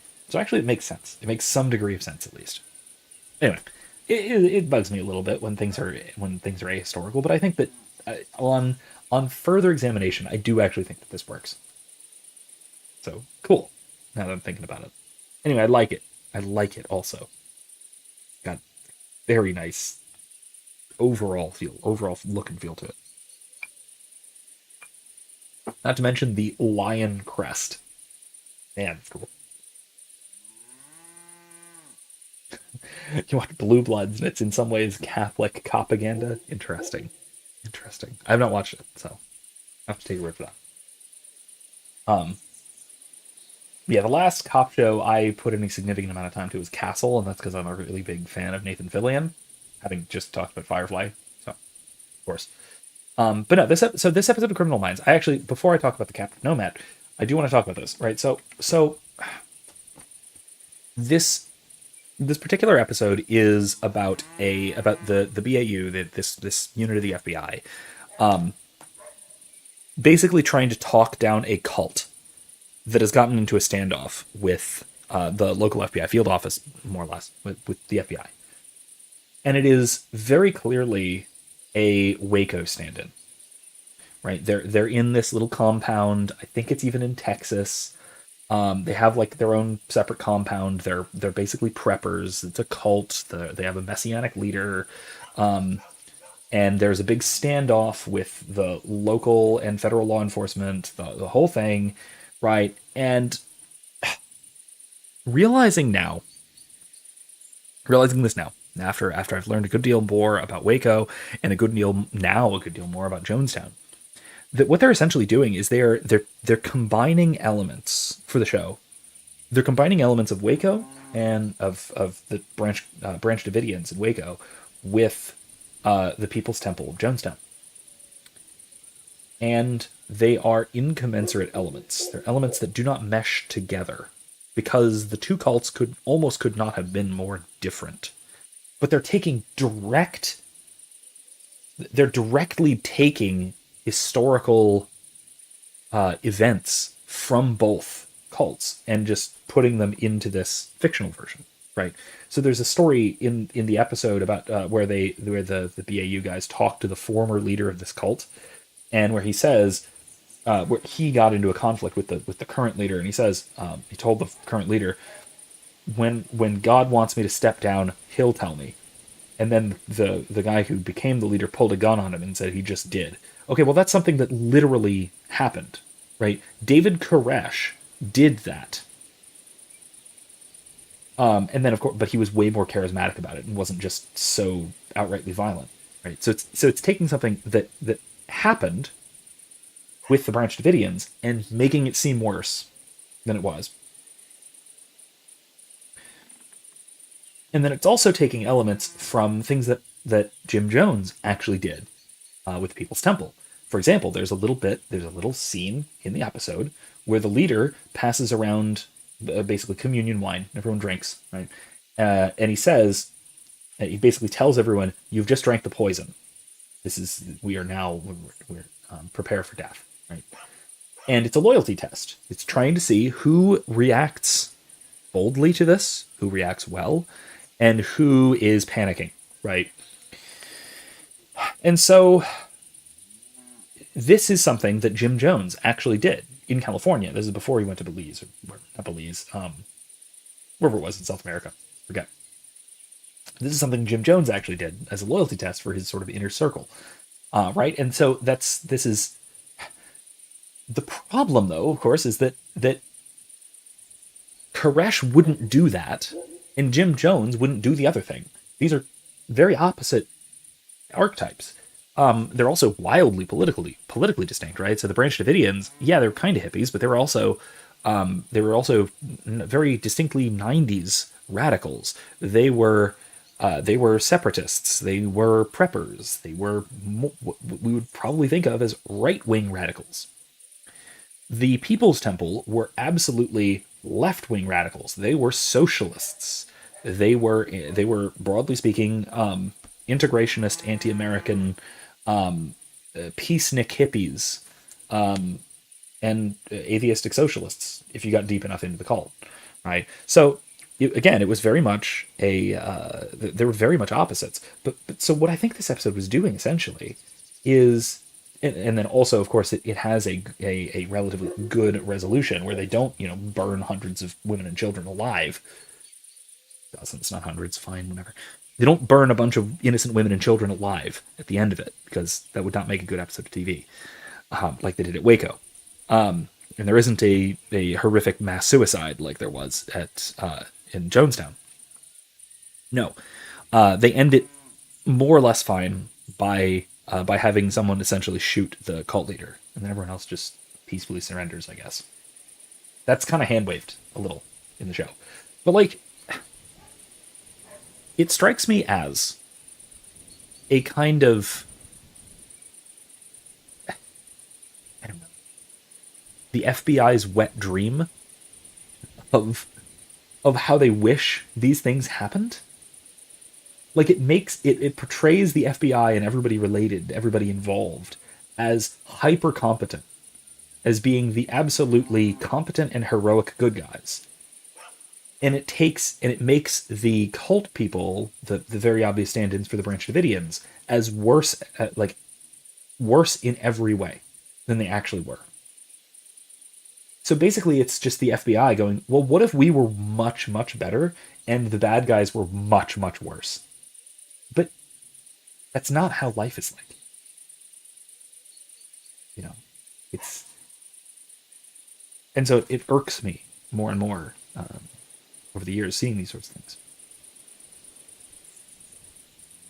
Anyway, I needed to talk about this because it's been on my mind a lot lately, especially listening to these podcasts.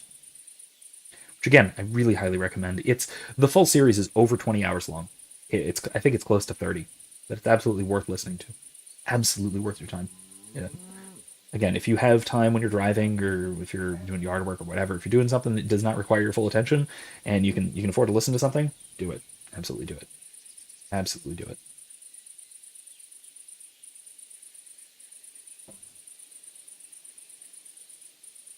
All right.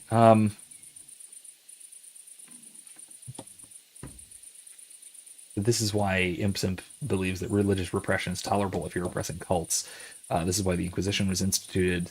The problem, I think, is that can often feed into their persecution complexes, whatever. It can feed into their ideology. It certainly did with Waco, and it certainly did with Jim Jones. Jones simply became more charismatic and more powerful as the FBI was actively trying to shut him down.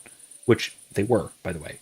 The FBI was actively trying to shut down Jim Jones and the People's Temple while they were still in California. You know what they did? They fled to South America, and then he murdered everyone. That's not a good ending. Same with Waco, right? The ATF and then ultimately the FBI were trying to shut him down too with David Koresh. And you know what happened? He was being completely peaceful, insane, but peaceful. And then they burned alive dozens of innocent men, women, and children. Is that how we want to end these things? Like, the fate of cult leaders ultimately is hell. Simple as that. In this world, it should be ridicule. Seriously, like the way is not to prosecute or persecute them. The way to deal with these people is to make fun of them. Really, like seriously, that is it. They have a massive superiority complex. That is almost universal for cult leaders. They have massive egos, but those massive egos can be bruised very easily. And if you poke and you prod at them enough, they'll just collapse in on themselves, and hopefully not take too many people with them. I think that's really the only thing we can hope for these sorts of groups. That's it. That's all we can really do. I think. That's my thought. And this is from what I know of all of the historical examples and evidence that persecution, historically, just looking at the example of Jim Jones, actual persecution made him significantly more powerful, made his followers gather around him more closely. What drove people off were, one, his idiosyncrasies and weirdness, and two, mockery. The thing that damaged the People's Temple most was media running hit pieces on him. Not the FBI wiretapping him, which they did, not the actual literal prosecutions for like welfare fraud, which happened but were easily dismissed because he had a good lawyer, because he could afford one, because he was ripping off thousands of people. No, what really got to him was ridicule. So there you go. That'll do it. That'll really do it. Anyway, Imsim said the polygamous fundamentalist Mormon prophet of the FLDS literally married underage children. I wholeheartedly believe life in prison is too good for such a monster. Okay, marrying underage children, that might be an exception. Right? That's its own thing. That's a separate crime though. That's not prosecuting someone or persecuting someone for being a cult leader. That's persecuting someone for being a pedophile, which sure, we can do that. I'm all on board for that. It says the only reason mainstream Mormonism survives because it's trying to shed its cultic origins, downplaying the Masonic influence in their temple rituals. Oh yeah, there's that too, isn't there? I sometimes forget about the Masonic elements of Mormonism. Oh yeah, and it's hard to forget the hyper racism. Would you know where I could find a young nomad lad? He's supposed to be around here somewhere. Probably not by choice. That devil? We have him locked up in the barn, so he can't hurt no one else. Won't you let him go? Not a chance. Why the fuck would we?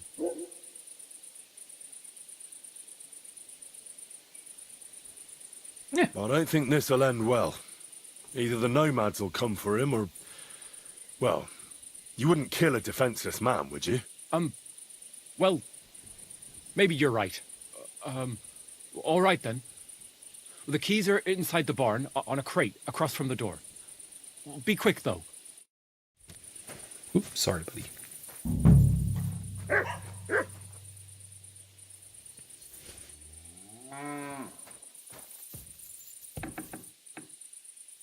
Psst, psst.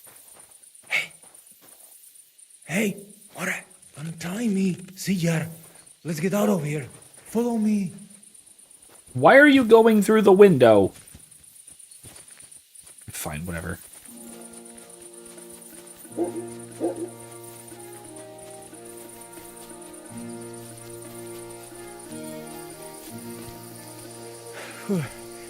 Okay. I feel terrible working to convert people. They mostly baptize recovering drug addicts, homeless people. See, okay. Oh, God. That is... I hate to say it, but that's a really cultish thing to do. I'm not even saying it's a bad thing. It's just that's... God, that reminds me so much of again, all I've been just listening to about People's Temple. Right, so especially once Jones and his followers moved to California, and then especially even more so once they opened up their sort of branch in LA, they were focusing really heavily on ex-cons, on homeless people, on extremely impoverished. Yeah, it's and it's because they're extremely vulnerable, and people need meaning, and a cult can provide that, and it can really help people. It can really genuinely help people, at least in the short term. Or you can bring in insane, crazy muscle who will keep everybody else in line and work as a humiliation ritual for people who are getting out of line. Things like that too. But that's more Jim Jones and less modern Mormonism. So there's that. You have stories to tell. I mean, don't necessarily tell too much that can be personally identifiable, I suppose. But you had one guy who's being taught to have an episode during a service. Oh, not taught to have an episode. Okay, he had an episode during service. That guy took his shirt off in the middle of the service, was super high and vaping inside. Jeez. Escorted out. It's been clean for about a month. Apparently that was good enough to get baptized. Never saw his false ritual. Jeez. I mean...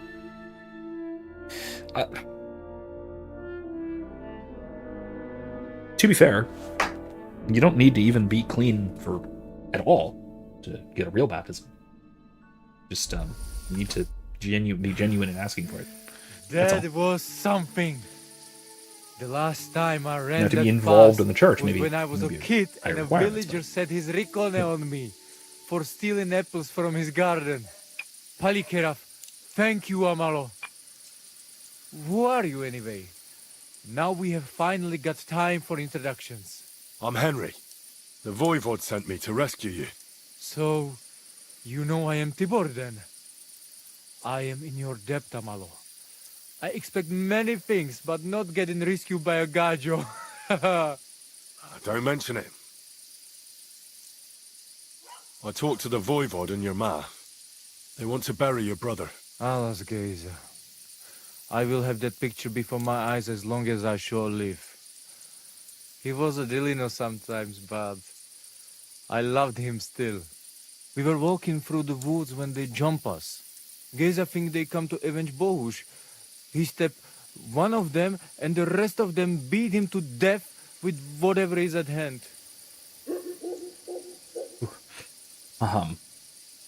As I said, their outlook on life is elitist. I can't stand it.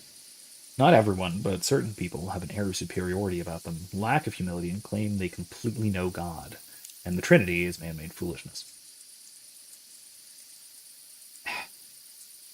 It's the whole gates of hell prevailing against the church. It's a kind of primitivism, if you will, and it's actually common to a lot of branches of Protestantism as well, though not to the same degree, where they'll make this claim that the church went gravely wrong sometime in between Christ's death and the foundation of my denomination, whatever that is, and that we are recovering the ancient roots of Christianity, which is the Mormon claim, but it's also the Anabaptist claim, it's also the Calvinist claim, it's also the Lutheran claim to some degree. Luther was probably the least bad about this. It's the Zwinglian claim. It's every claim of every Protestant sect, just like it is in Mormonism. So it's a nasty trend. I don't like it.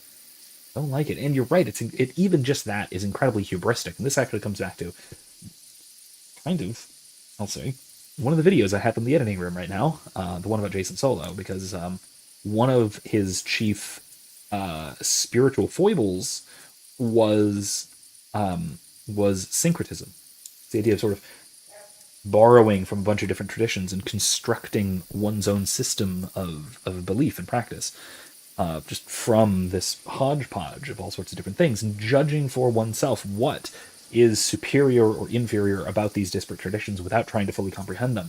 Right? It's that same kind of spiritual hubris, which is just,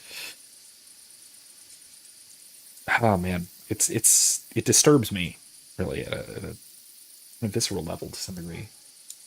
I don't know what it is about it, but it makes me feel, it's uncomfortable. I don't know. There's something about it. There's something about that in particular. It gets to me. I need to know where it happened, so I can bring him back. A bit to the east of the village, in the woods by the woodcutter's camp. Then they dragged Miropral away and tied him to a tree. As a warning, they say, oh, jeez. Fucking war sons.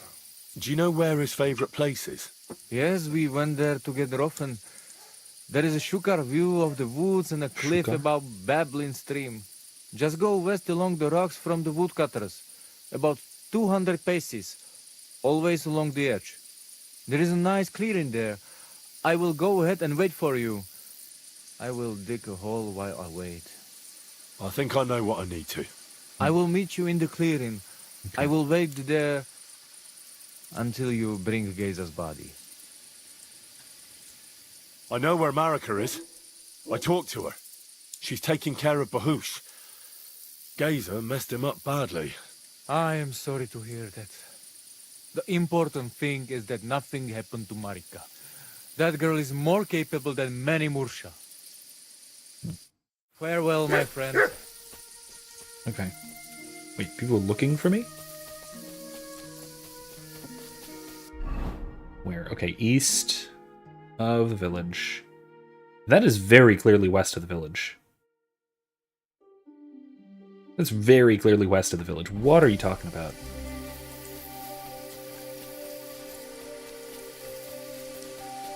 Okay, they're looking for me.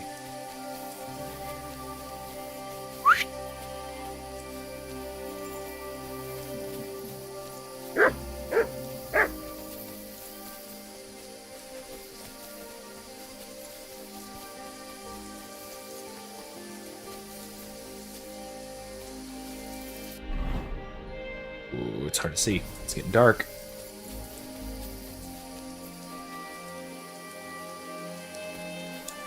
Hey, Mutt, did you bring me that, Uh-oh.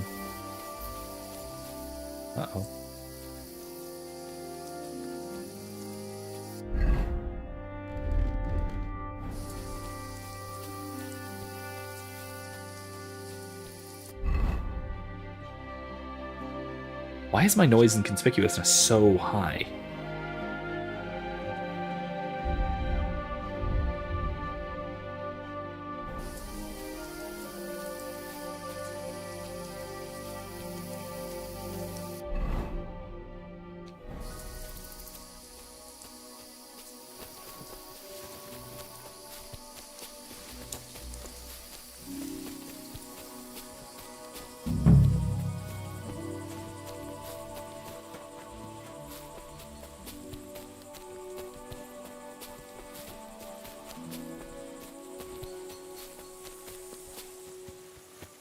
Is that tree in the... No, it's not.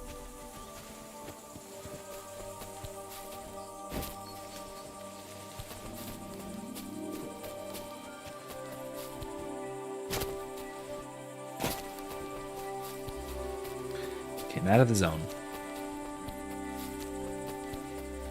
You tied him to a tree. But what trees are in this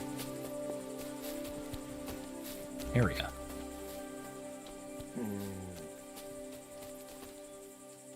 Oh, you didn't bring me the hair. Unfortunate. That'll be Gazer. Okay. They really gave him a going over. Sheesh.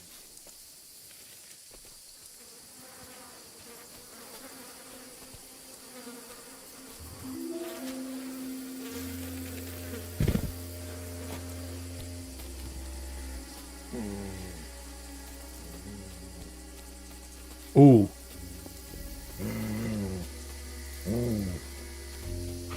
Now you're gonna die!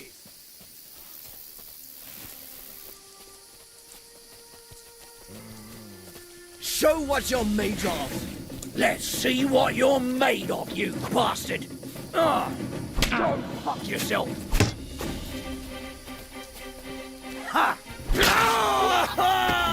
Sorry, dude, but you're out.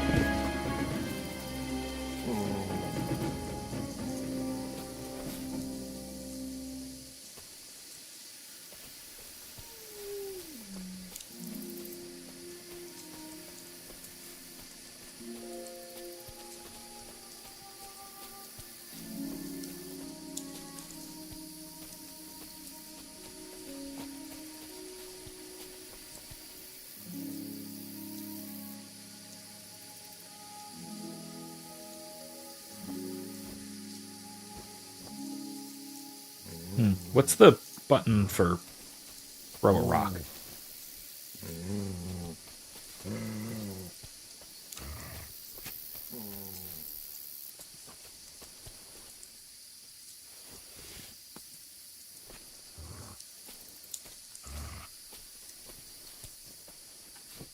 Huh? Kurva! Lads, help!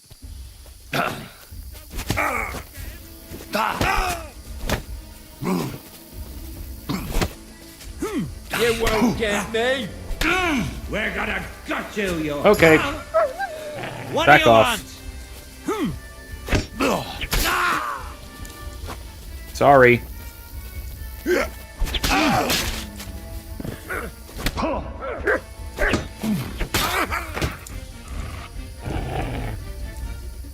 Well, I seem to have killed all of the woodcutters.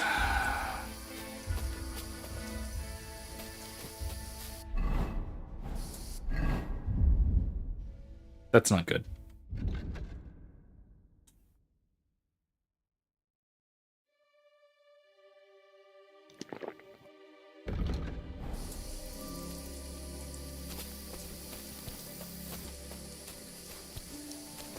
Hope I didn't kill all of them. Wait, no. I don't want to do that. I want to pick them up and move them deeper into the woods. Much deeper into the woods, if possible. I'd rather they not be immediately found. Or really ever found. Ever would be ideal.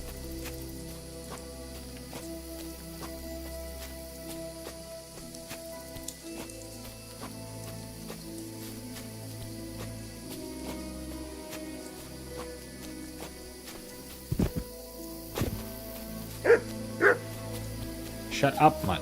Please. Please, Mutt. Don't do that.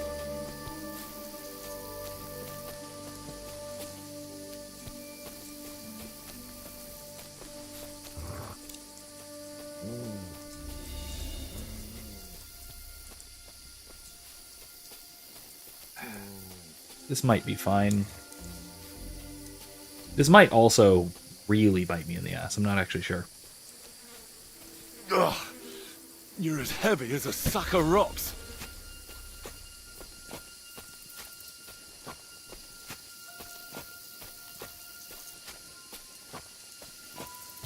Yep.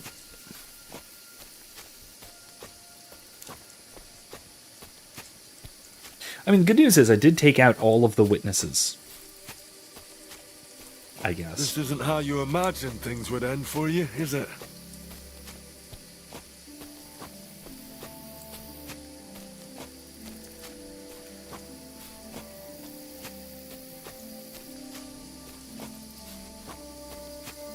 We'll be there soon. Don't worry. You'll be at peace now. I also probably could have, like, lullaby poisoned their food, maybe? Man, I don't know. You're no lightweight. I don't know. Maybe I could have.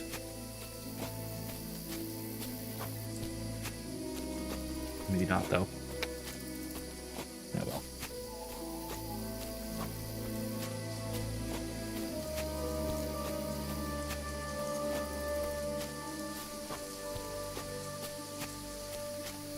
How far do I have to walk like this? Oh my gosh, okay.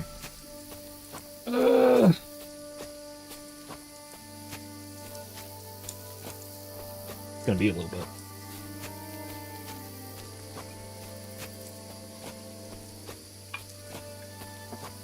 Hey, a deer.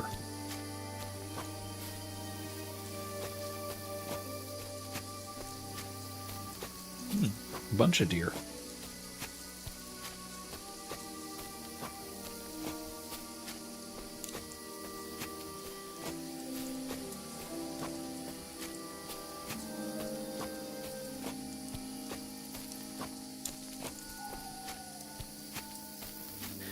Yeah. Now I will say, fighting without my massive armor set is a little rough. Also, I'm drenched in so much blood. Unbelievable.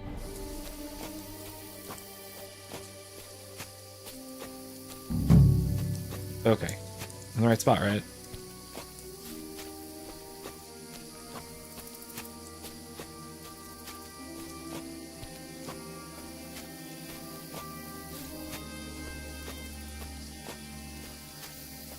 Where? Where's his brother? He's supposed to meet me here.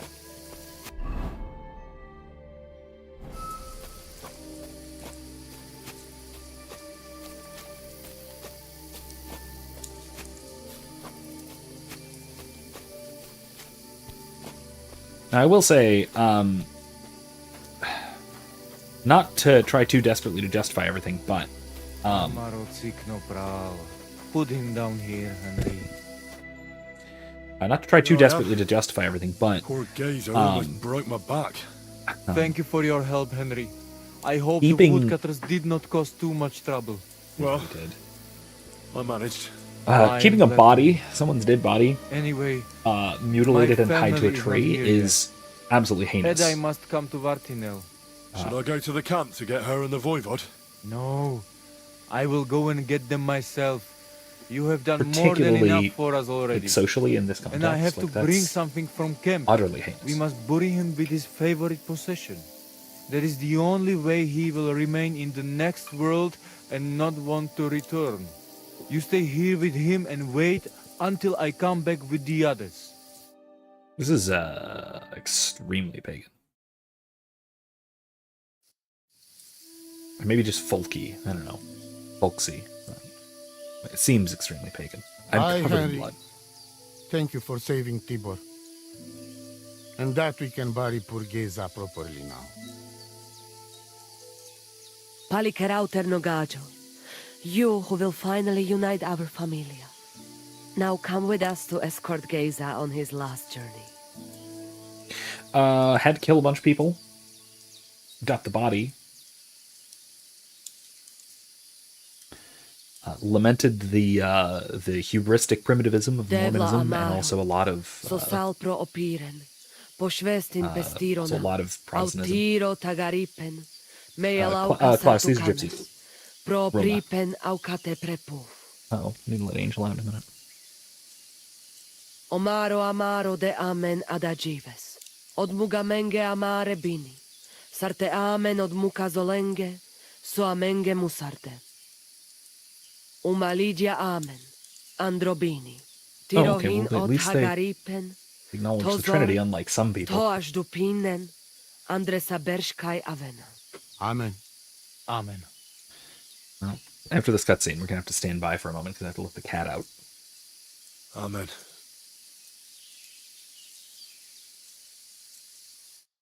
Amen to whatever they're doing. Probably close enough to the Outliving right? your chave is a terrible thing. It is even worse when you cannot bury them. Yeah, Thank you, Henry. Whenever We'll somebody does never it, why not? forget this. If someone touches you, I whip them like a cur. Thank you, Voivod. Thanks. I'm glad we could give your son a decent burial. From now on, I consider you my gajo pral. Brother, if you ever need anything, come to me.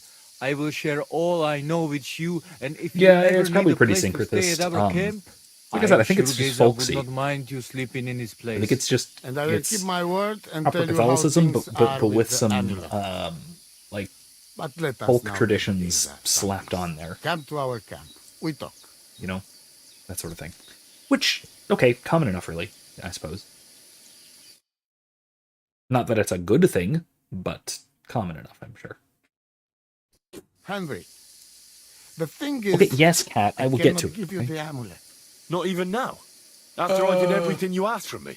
Ashta, hold on. It is Chuhajuno, and its power protects me. And Marika knows well that I'm trapped without it. What do you mean, trapped? What kind of game is this? This is no game, Gajo. Is there a demon involved here? Marika stole the letter from me. Oh, gosh. Please stand by. I have a cat to release from captivity. Oh, okay. Thank you. Got her. We're good. What about that roof of yours? I was It looked like an accident waiting to happen. Goodbye, Angel. You didn't even show up on camera. How ungrateful a cat can you get? What letter? One from Emperor Sigismund himself. What? Before you start cursing the ginger folks, you should know he was good Hungarian king before he came to fuck with Bohemia. Back then, he defended Hungary from the Turks, and I fought with him. We had a whole company of Roma warriors, armed to teeth. I led them.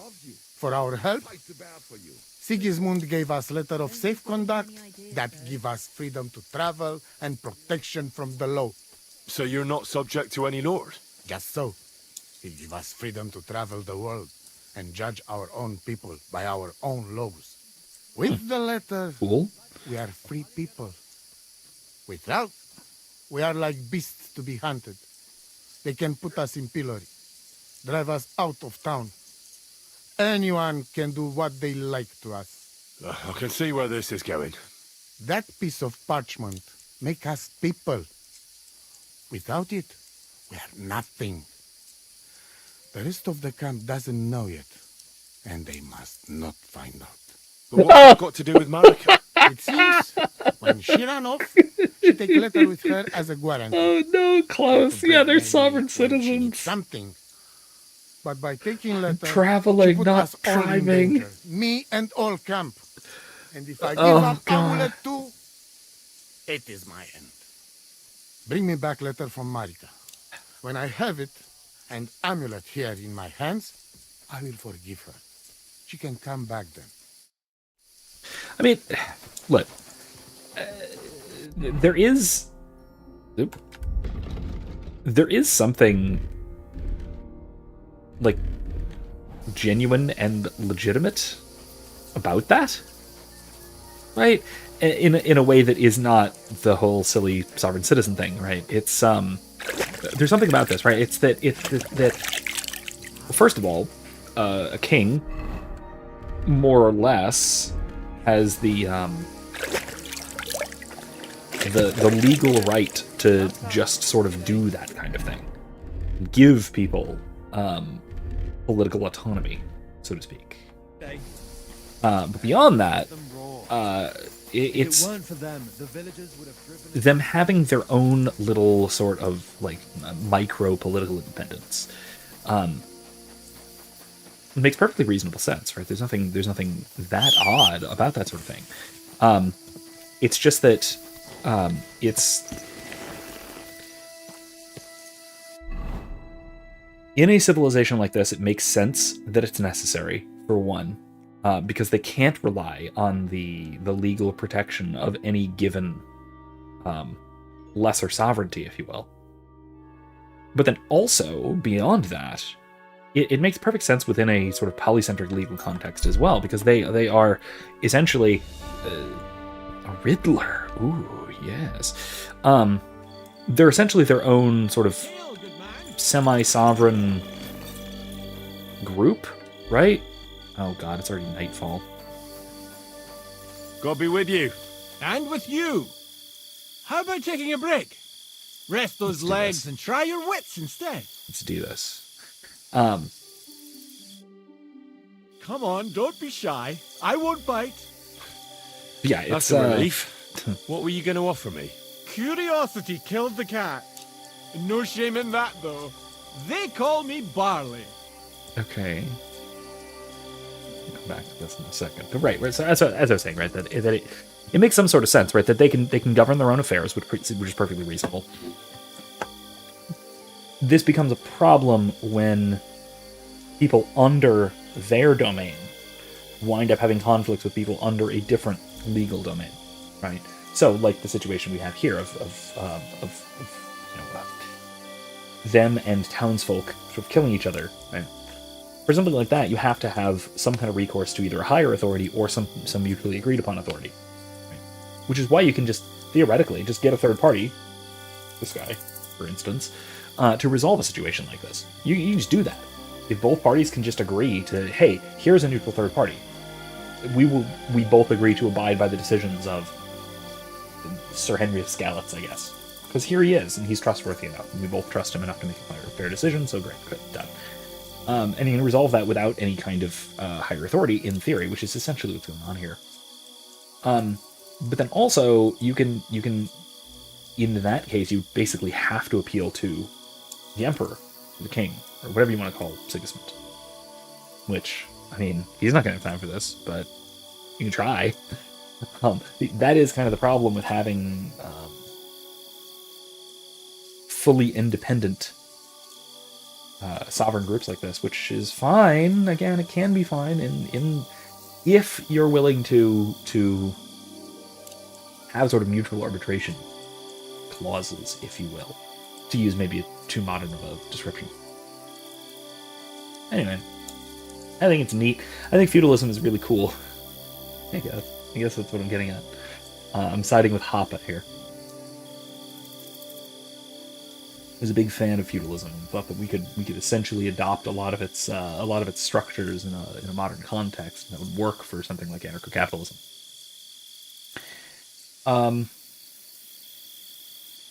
Would you ever want to get caught up in imperial entanglements? No, absolutely not. The empire is very much of the show me the citizen and I will show you the crime type. That's not good.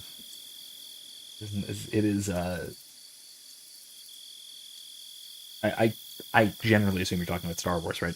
That avoiding imperial authority is a survival tactic. Just like, in general, avoiding police when you're driving is a survival tactic. It's a good one. You should do that.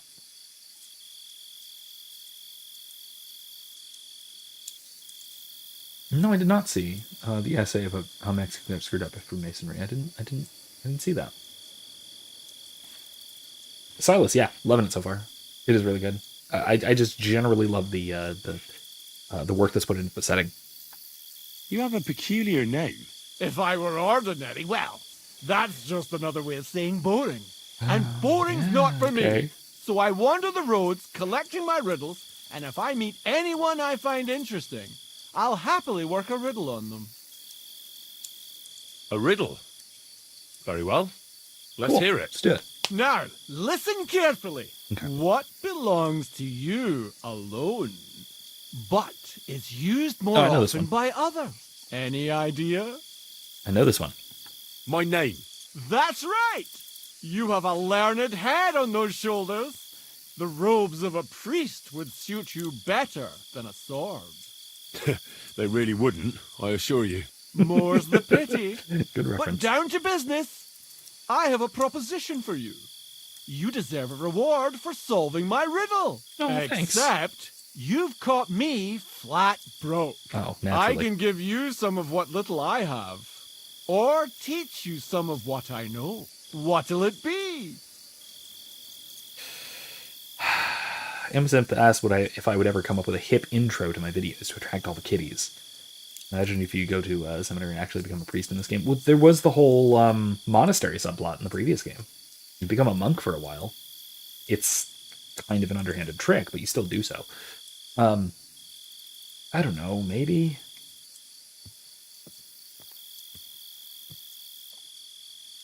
I don't know, maybe. If only like a musical intro bit. But it would have to be something. It would have to be something jazz. I think it's something jazzy. It would fit with the tone of my videos, if nothing else. Maybe either that or some short classical bit. Something in the vein of that little snippet that Jordan Peterson plays. Something there. I am absolutely not making it techno with flashing lights. No, thank you. I'm always up for learning something new. What can you teach me? I spend my days on the roads and my nights in the taverns. What interests you more? Tell me about your experience on the road. You can't beat a sturdy pair of shoes and a good supply of wine or ale with you. And keep an eye on the clouds. They can tell you if a big storm is brewing. And whether Yeah, you'll sure, have that'd time be to Erica find some streams. shelter. She can do I'll bear that in mind. flashy techno. And you'll stay dry. Farewell.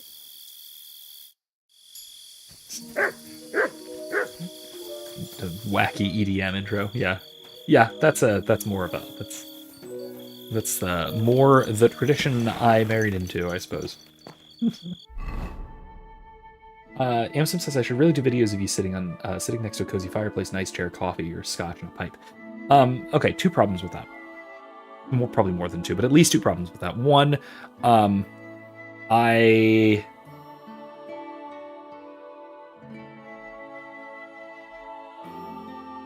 this is gonna suck. All right, let's just go. Enemy, sure.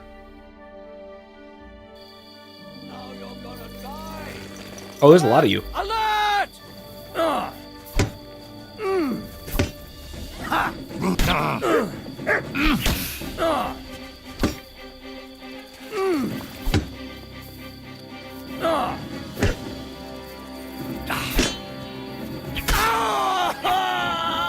Okay, he's dead. That's fine.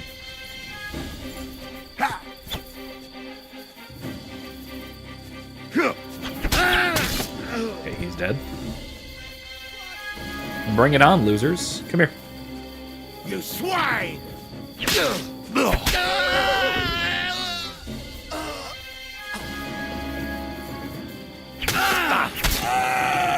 Steal up your ass! No, you won't. Gang it up on one hand!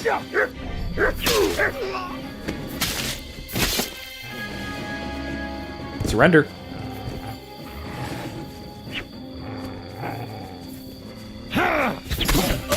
You're allowed to surrender, you know. Any more? Is that all of them? Oh, the website I use to edit my thumbnails, I'll just type it in the chat real quick.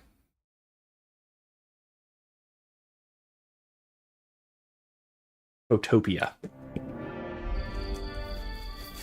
It's really nice. It's a great free Photoshop alternative. Hey, human, what are you doing? Barley too. Huh. All right.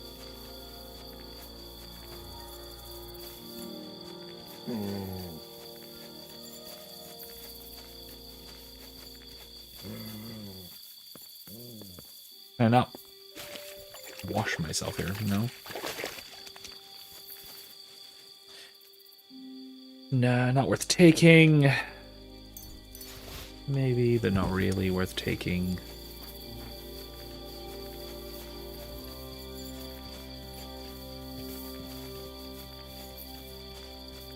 It's a real shame that you can't, like, take the bandits' horses and sell them.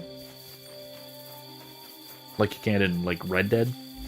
I don't know, I feel like I'm spoiled by Red Dead's horse mechanics. Somebody said this at some point online, and I'm just like, yeah, absolutely agree. I'm once again pleasantly surprised that they even buried the our old men, our guys.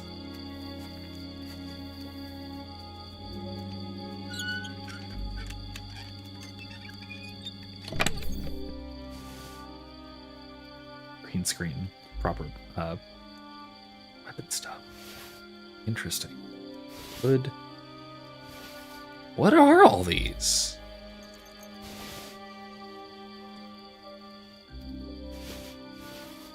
I'm assuming this is just stuff they stole from passers-by.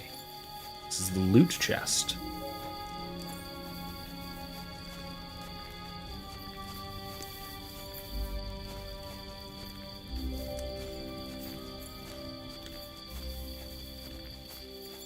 I don't think you can sell horse. I mean, you probably could, but then I would not have pebbles. I'd lose pebbles. Because you can only have one horse at a time. It's not even you can't even just ride a horse that isn't yours. It becomes your horse when you steal it. And then you have to like reacquire essentially pebbles. So, I don't know if it's worth doing. It's probably not.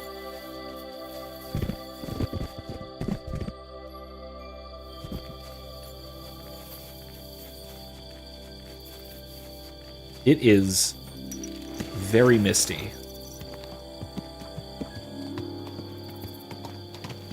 Very misty.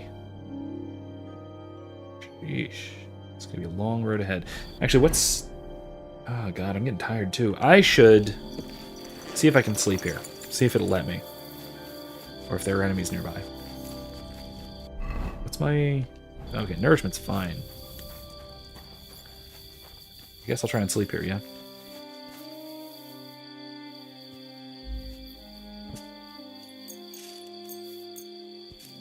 There, that'll work.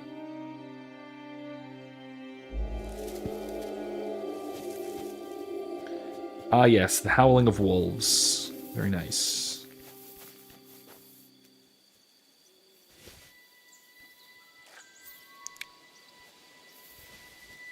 Anyway, the issue with the fireplace is that one, I don't have a fireplace. And the other issue is that I don't smoke inside. I guess you can blame Erica for that, but also just because I don't necessarily want the house to smell like tobacco. It's a resale value thing, unfortunately.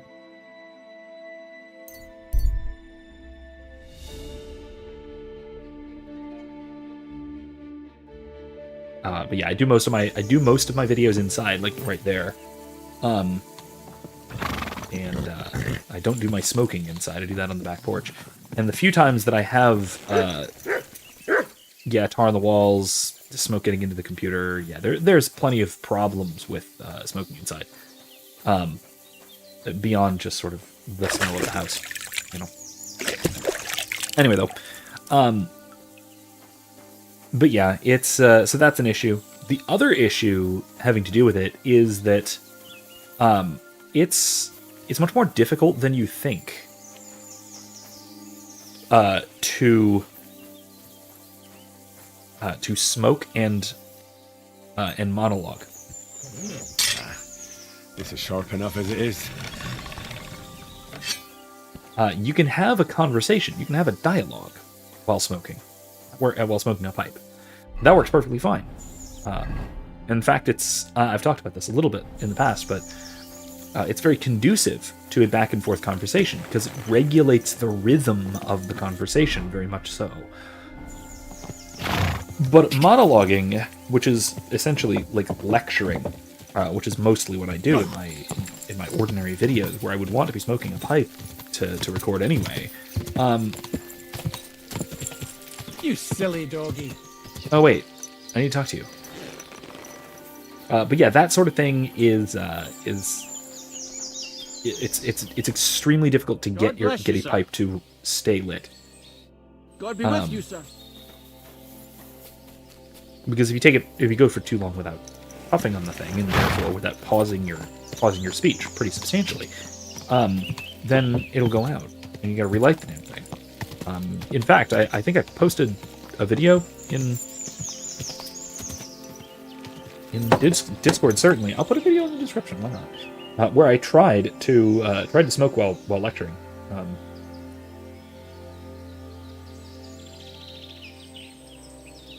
And it went out halfway through. I just couldn't do it.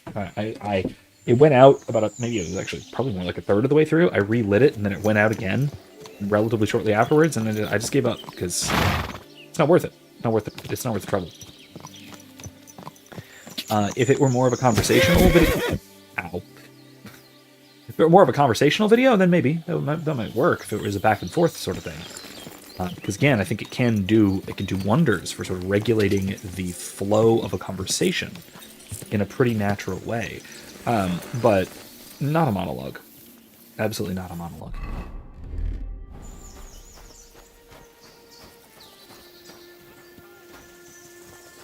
May God give you health, sir. Post attack.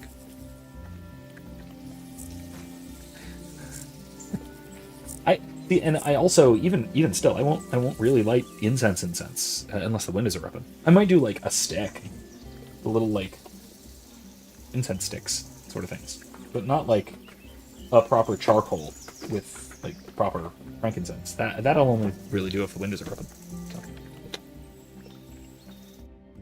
I will come back to your imperialism question shortly, but dated a girl in college whose mom smoked, felt hard to breathe in her house. Yeah, it can get like that. It can get stuffy, if nothing else.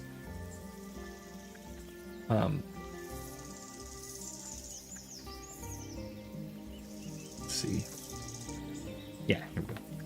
Let's learn some stuff I'd first. like to learn something. What do you want to know? Yeah, Houndmaster. Can you show me how to hunt with a dog? Great. Let's get to it. Learning this trick will take some time. Not much time, though. Wait. I'm trying to get strings for a loop, and I hear you know all about that. I do, but it ain't so straightforward. You have to sacrifice an animal for that. You mean an altar? Candles, mysterious Henry. chanting and stuff? Nah, nothing like that. You just have to get a sheep, find the thinnest gut, and weave strings from it. You can eat the rest. I don't know how to gut animals. Well, you're just gonna have to learn. Run along to the woods and bag a deer or a few hares, eh? You won't get much of any use out of them at first, but after a bit of practice, you'll get there. And meanwhile, I'll clear half your forest of game. You'd have your work cut out, lad. But if you'd rather, you can always buy those guts from a butcher. All right. Okay, sure. I'll get the guts somewhere. The Takov folk have sheep aplenty. If you killed one, they wouldn't even notice. Are you serious? It would serve that bastard Project right anyway. He's put up the price of his liquor again.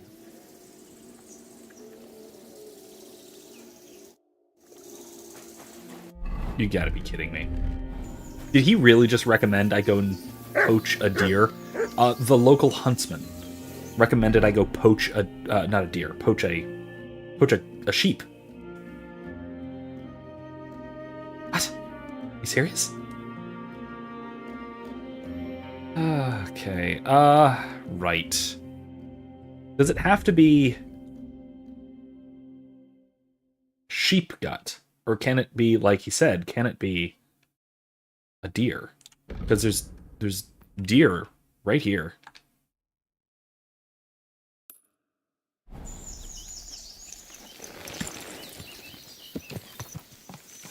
Okay, so Imsimp is asking questions of asking the question about. I mentioned it in Discord what I take to be the incompatibility of Catholicism with imperialism.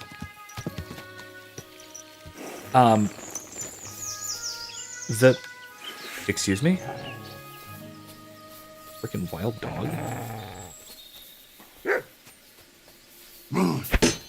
Ooh, that was a...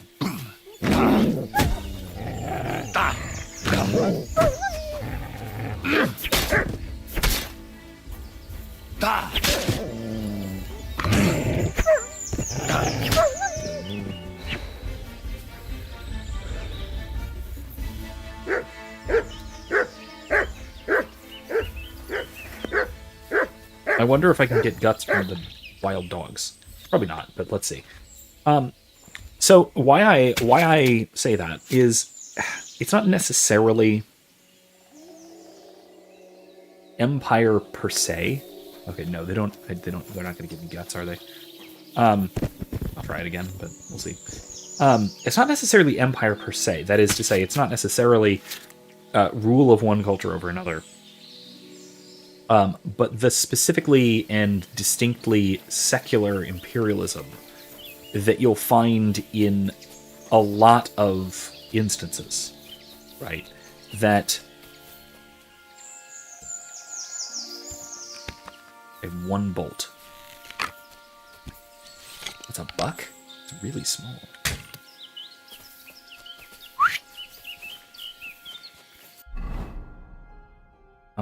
Let's equip that, shall we?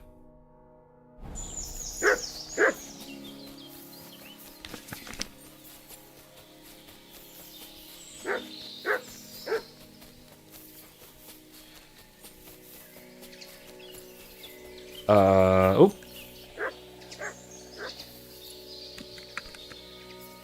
Hello. How about now?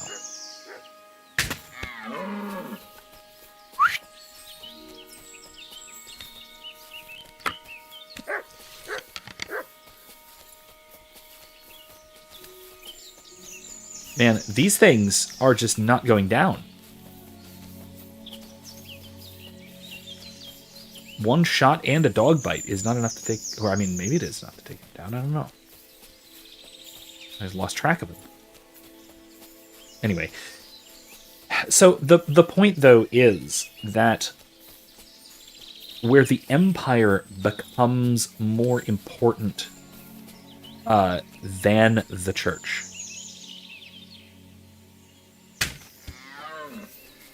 Sick! That is where we have these problems, right? And that's what is essentially meant by a secular empire. And I think that I would qualify, first of all, the American Empire, certainly. But beyond that, I would also say something like the Roman Empire. At any stage of the Roman Empire's development had this particular problem, where Rome was meant to be the primary locus of identity and the utmost concern for any of the people they're involved, right? Kidneys?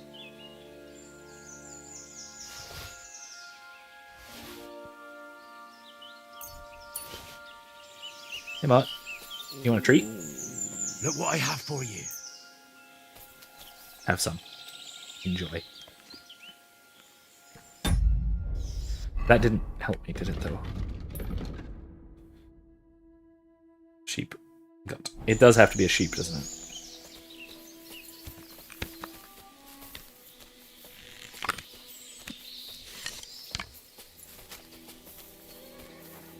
I have to poach a sheep, don't I?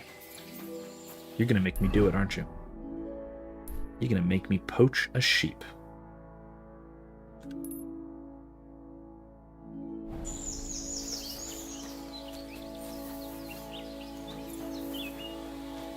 there's Pebbles.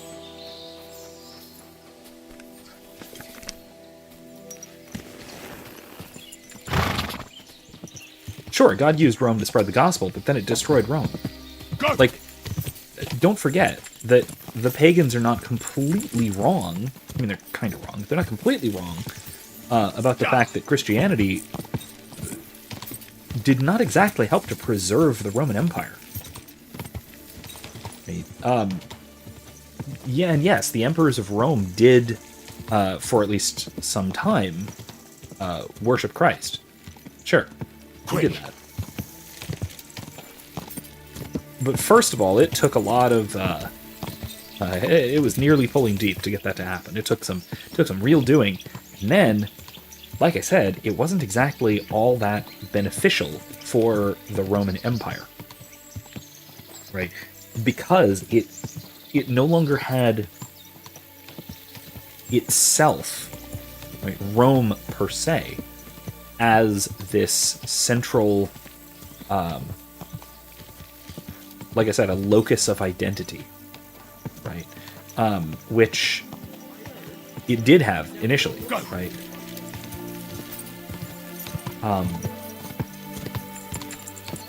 Screw this. This is stupid. I'm gonna just buy him. I have the groschen. I'm just gonna buy it. There's a butcher in Droskowitz.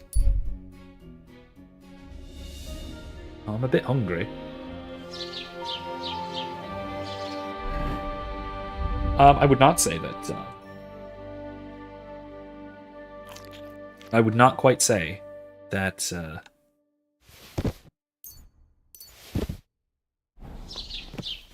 I would not quite say that that Constantine was a case of the divine right of a king to do God's will, or to do God's work.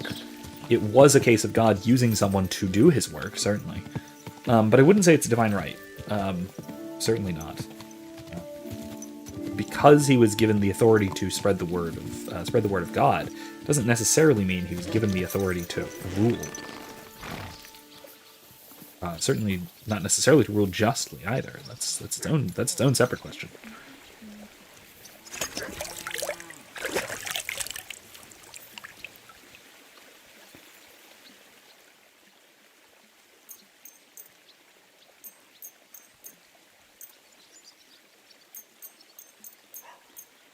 Wash our clothes and armor and stuff.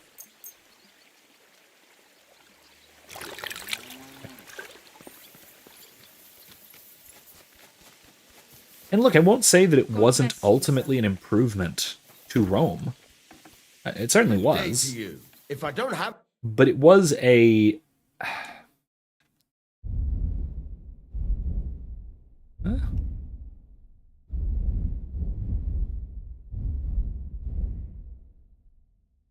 What am I... Where's guts? Sheep guts, there it is. I'll just buy them all. I don't know how many I need. I was glad to be of help to you. Okay, actually, wait. I can sell him some of my stuff that I have, don't I? Can't I? Oh, that's interesting. Why does he want those? Is he gonna buy that? Thank you, sir. Oh, he did. And come again. Wow. Pardon me. Surprised he bought that.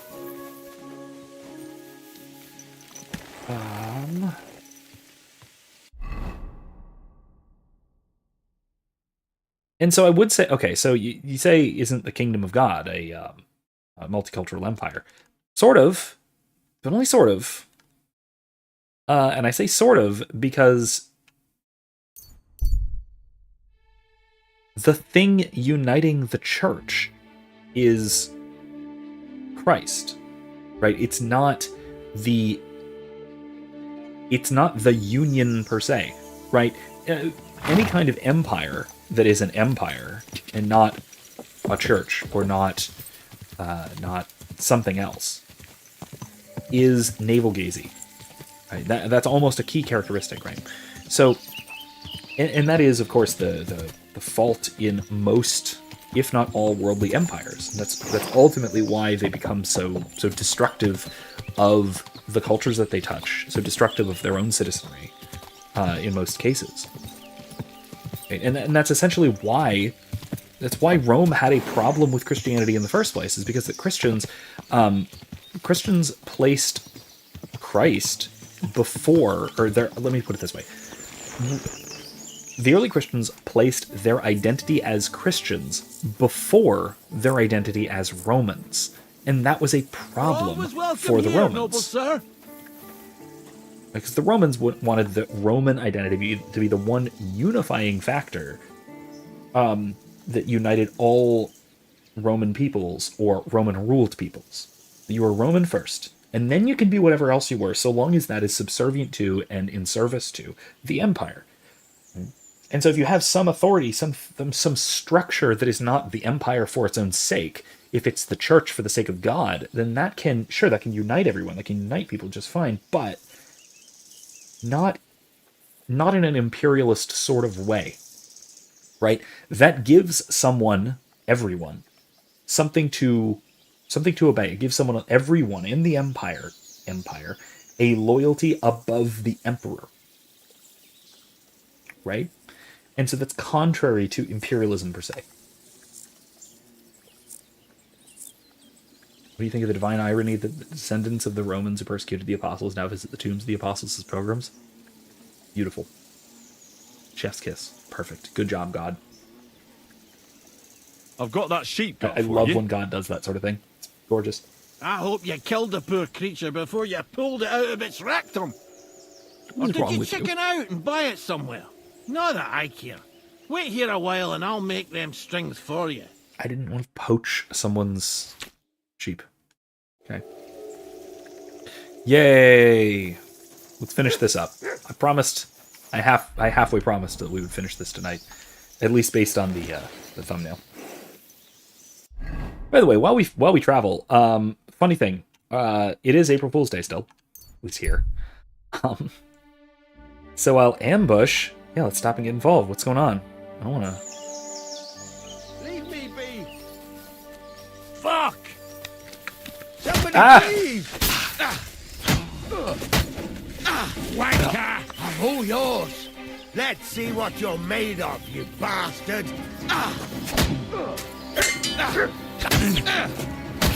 I'll rip your ass open!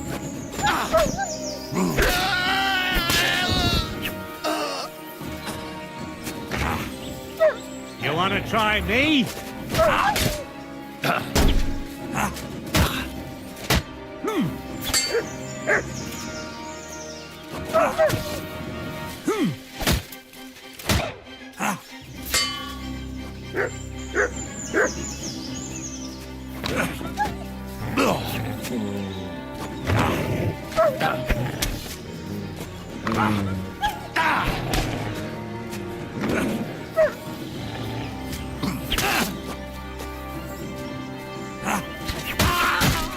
Alright, there we go. Got him. Jeez.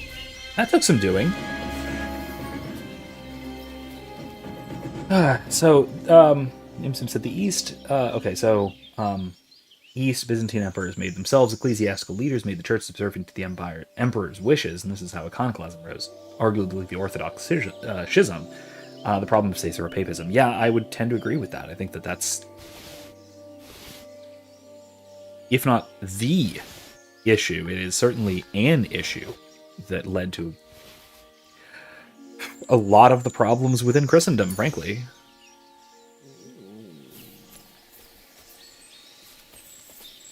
Where's his sword? Is it any good? Pavese, no. I mean, that's a shield, but couldn't find a sword. Military sword? It's not worth much.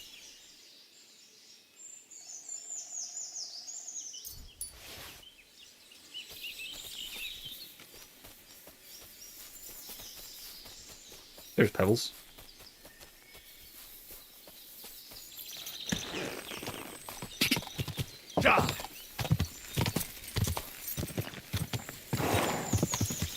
Where's the guy who got ambushed? Gotta be along here somewhere, right? Maybe not. I don't know. Well, I took a wrong turn, so let's go here. Anyway. So like I said, I love so Duns Scotus is well known for doing lots of saying lots of things that are quite controversial, sometimes simply for the sake of it. And one of those is his philosophy of lying, which I tend to share every year on Fool's Day. It's on my Facebook if you want to see it. If you're not friends with me on Facebook, then yeah, I don't know. I guess try and add me. I might like you. Who knows?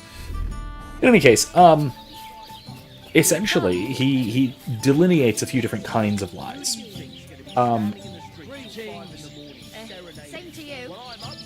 Most notably, the humorous lie, which he thinks is just fine, in the case where it ultimately harms no one, and everyone who is deceived by it will ultimately not be. Right? So this is where he also categorizes things like fiction, like telling stories that are not ultimately true, right? But everyone knows it. Everyone knows that it's not actually true. Right? So if I talk about, say, the Fellowship of the Ring, and I talk about Frodo's journey from the Shire to Mordor, well, sure, we know those aren't real places. We know Frodo's not a real person. Fine, whatever. So we're all in on the joke, right? But then also, he uses the example from the Old Testament of Joseph and his brothers, where he says that because Joseph lied to his brothers and tried to convince them that don't worry, Imp, I'll refer to you as Imp here anyway. He got his brothers convinced that they were about to be executed, and Scotus basically says this was totally okay because, one, they totally deserved it for selling him into slavery, and then two, everyone else thought it was funny. So you're saying and even they, once they found out that it was a joke, that he was lying, even they would get the joke. So this is Scotus. This is basically saying, yeah, you can totally pull practical jokes on people as long as they're funny. It's not a sin. Anyway, I got those strings enjoy that for you. For April Fool's Day. How the hills shall ring out in gladness to their glorious sound. And let's see We'll how fix this the goes. loot and head off for Kuttenberg fame and fortune. All praise to you, friend. Right. I hope that's all you need. If only, Henry, old pal. It's just there's still one little fuck-up. Oh, no. Friend, we have a problem. The innkeeper doesn't want us to leave. Says Kuttenberg isn't the place for us. Can you imagine? He who never set foot outside his village wants to block 2 free souls in their path to fame. And fortune. And recognition.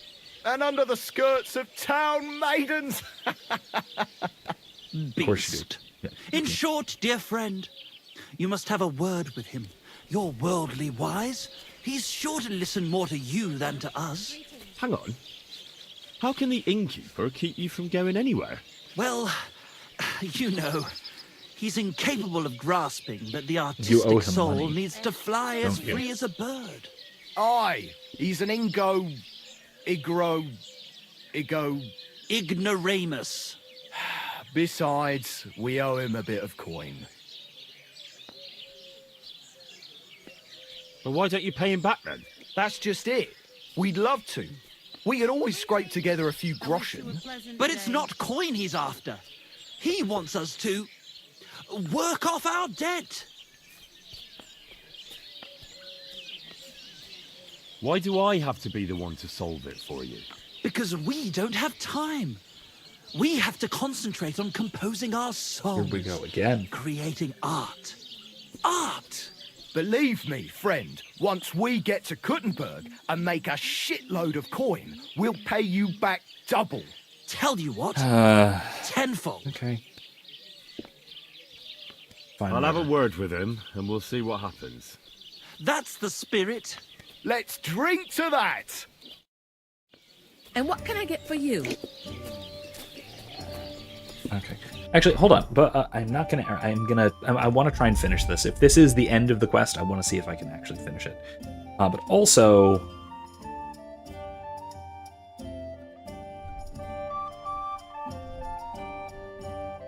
okay, that actually doesn't change anything. I mean, it gives me like 1 extra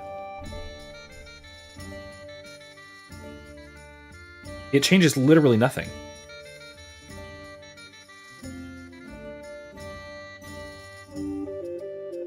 I'm gonna leave it off then, in that case.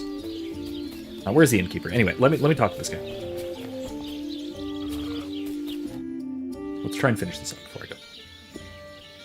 Oh, right. This was a while ago, but yeah, the lads. Where did you say the lads who found the water goblin's treasure go swimming? Near the pier on the Rock Tower Pond. I'm afraid I've got bad news. I found the lads, but they were dead. They drowned. Christ almighty. I told them they should have returned the treasure. Those poor lads. Such foolishness. Thanks anyway. I'll let the Troskovitz gravedigger know. He'll bury them. Oh, good. Wait, another thing. Quick, another thing. Really much stupider thing, but let's I hear Michael and George have run up a small debt with you. A small debt? They owe me a whole heap of work, my friend. A month ago, I told them to dig a hole for shit behind the barn, and I'm still waiting. There's a privy there, but now it's full. The shit has nowhere to go but downhill. It's flowing down to the bathhouse. The other day, they promised that if I poured them in, they'd haul sacks of chaff to the barn. They boozed for free all night and swathed down sausages till they were as greasy as a cart axle. But that chaff is still out in the damp and rain. Can't they just pay what they owe you? It has nothing to do with the coin. Okay, the drunk Those needs to two move. need to learn some responsibility. Damn their idle hands. Nothing can cure their laziness but labour. So, haul some sacks and empty the latrine. And then the debt is paid? Aye, but I'll bet my boots that even if those two miraculously got off their asses, they'd still manage to rack up another debt in no time. I have an idea.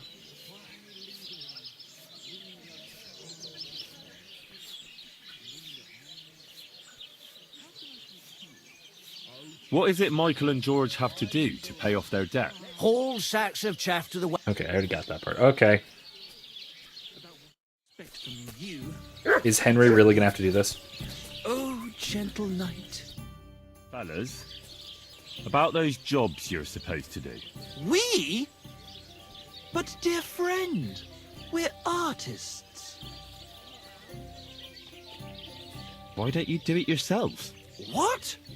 Surely you can't be serious. You expect artists to grab hold of a shovel? But that's going against nature.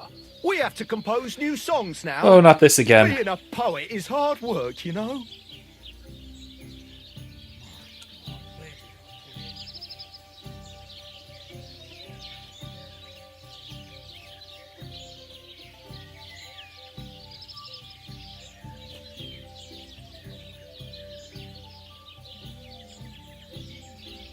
I feel like this is Sir Hans all over again. Oh, well.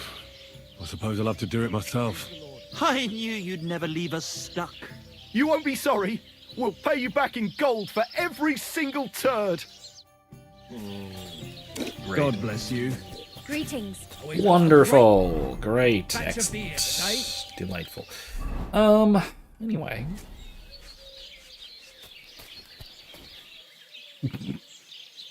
No. I'm gonna wrap it up shortly. I will say on that last note of the Ramadan mosque services in Westminster Abbey, My respect. yes, Klaus, I'm up at this hour. Deal with it. Anyway, here we go again. Anyway, so as I was saying, yeah, it's... Yeah, the whole England has fallen thing. Yeah, that's fair. I think that's perfectly fair. But also, it's the Church of England. They've hardly ever been... I don't know. They've hardly ever been reliable in terms of Christian orthodoxy or seriousness of religious practice. So I think this is kind of the logical end point of Anglicanism, unfortunately. Sure, England has fallen, but it's been doomed for a good long time. Yeah, yes, and hey, look, you just said the same thing I did. But anyway, yeah, that's as good a note as any to end it on. because we are mercifully before the Reformation here. Let's end it while we're still ahead, shall we? Anyway, we still got like 100 years before the Reformation kicks off at this stage. Let's enjoy what we can. Anyway, that is all the time I got for tonight. Thank you all so much. I will do that. I will see you all next time. We'll be doing Thursday for more Star Wars Jedi Outcast. We might actually finish it Thursday. We might finish Jedi Outcast Thursday. We'll see. Depends on if I get stuck on things again, which is probably likely. But anyway, we'll definitely be doing that. And then we'll be right back here, or here-ish, for Kingdom Come Deliverance II on next Tuesday. Keep an eye out again sometime around the weekend time-ish, once again, for my next video to come out.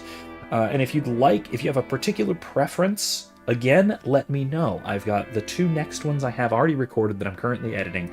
The one on the fall of Jason Solo, the other Star Wars one, and the other one on the conservative tendency of recent time towards cultural relativism. So, I got a real-world pseudo-political theory one, and I've got a Star Wars spiritualism one that has some impact on real-world spirituality. So, those are my videos that I have in the can that I'm working on editing. If you'd like to see me prioritize one, the tip jar is right over there. So that's where you can tell me that way. Ko-fi.com/Professor McCoy. Otherwise, I'll see you guys next time. Until then, remember, don't be safe. Be well, and more importantly, be good. Night, folks.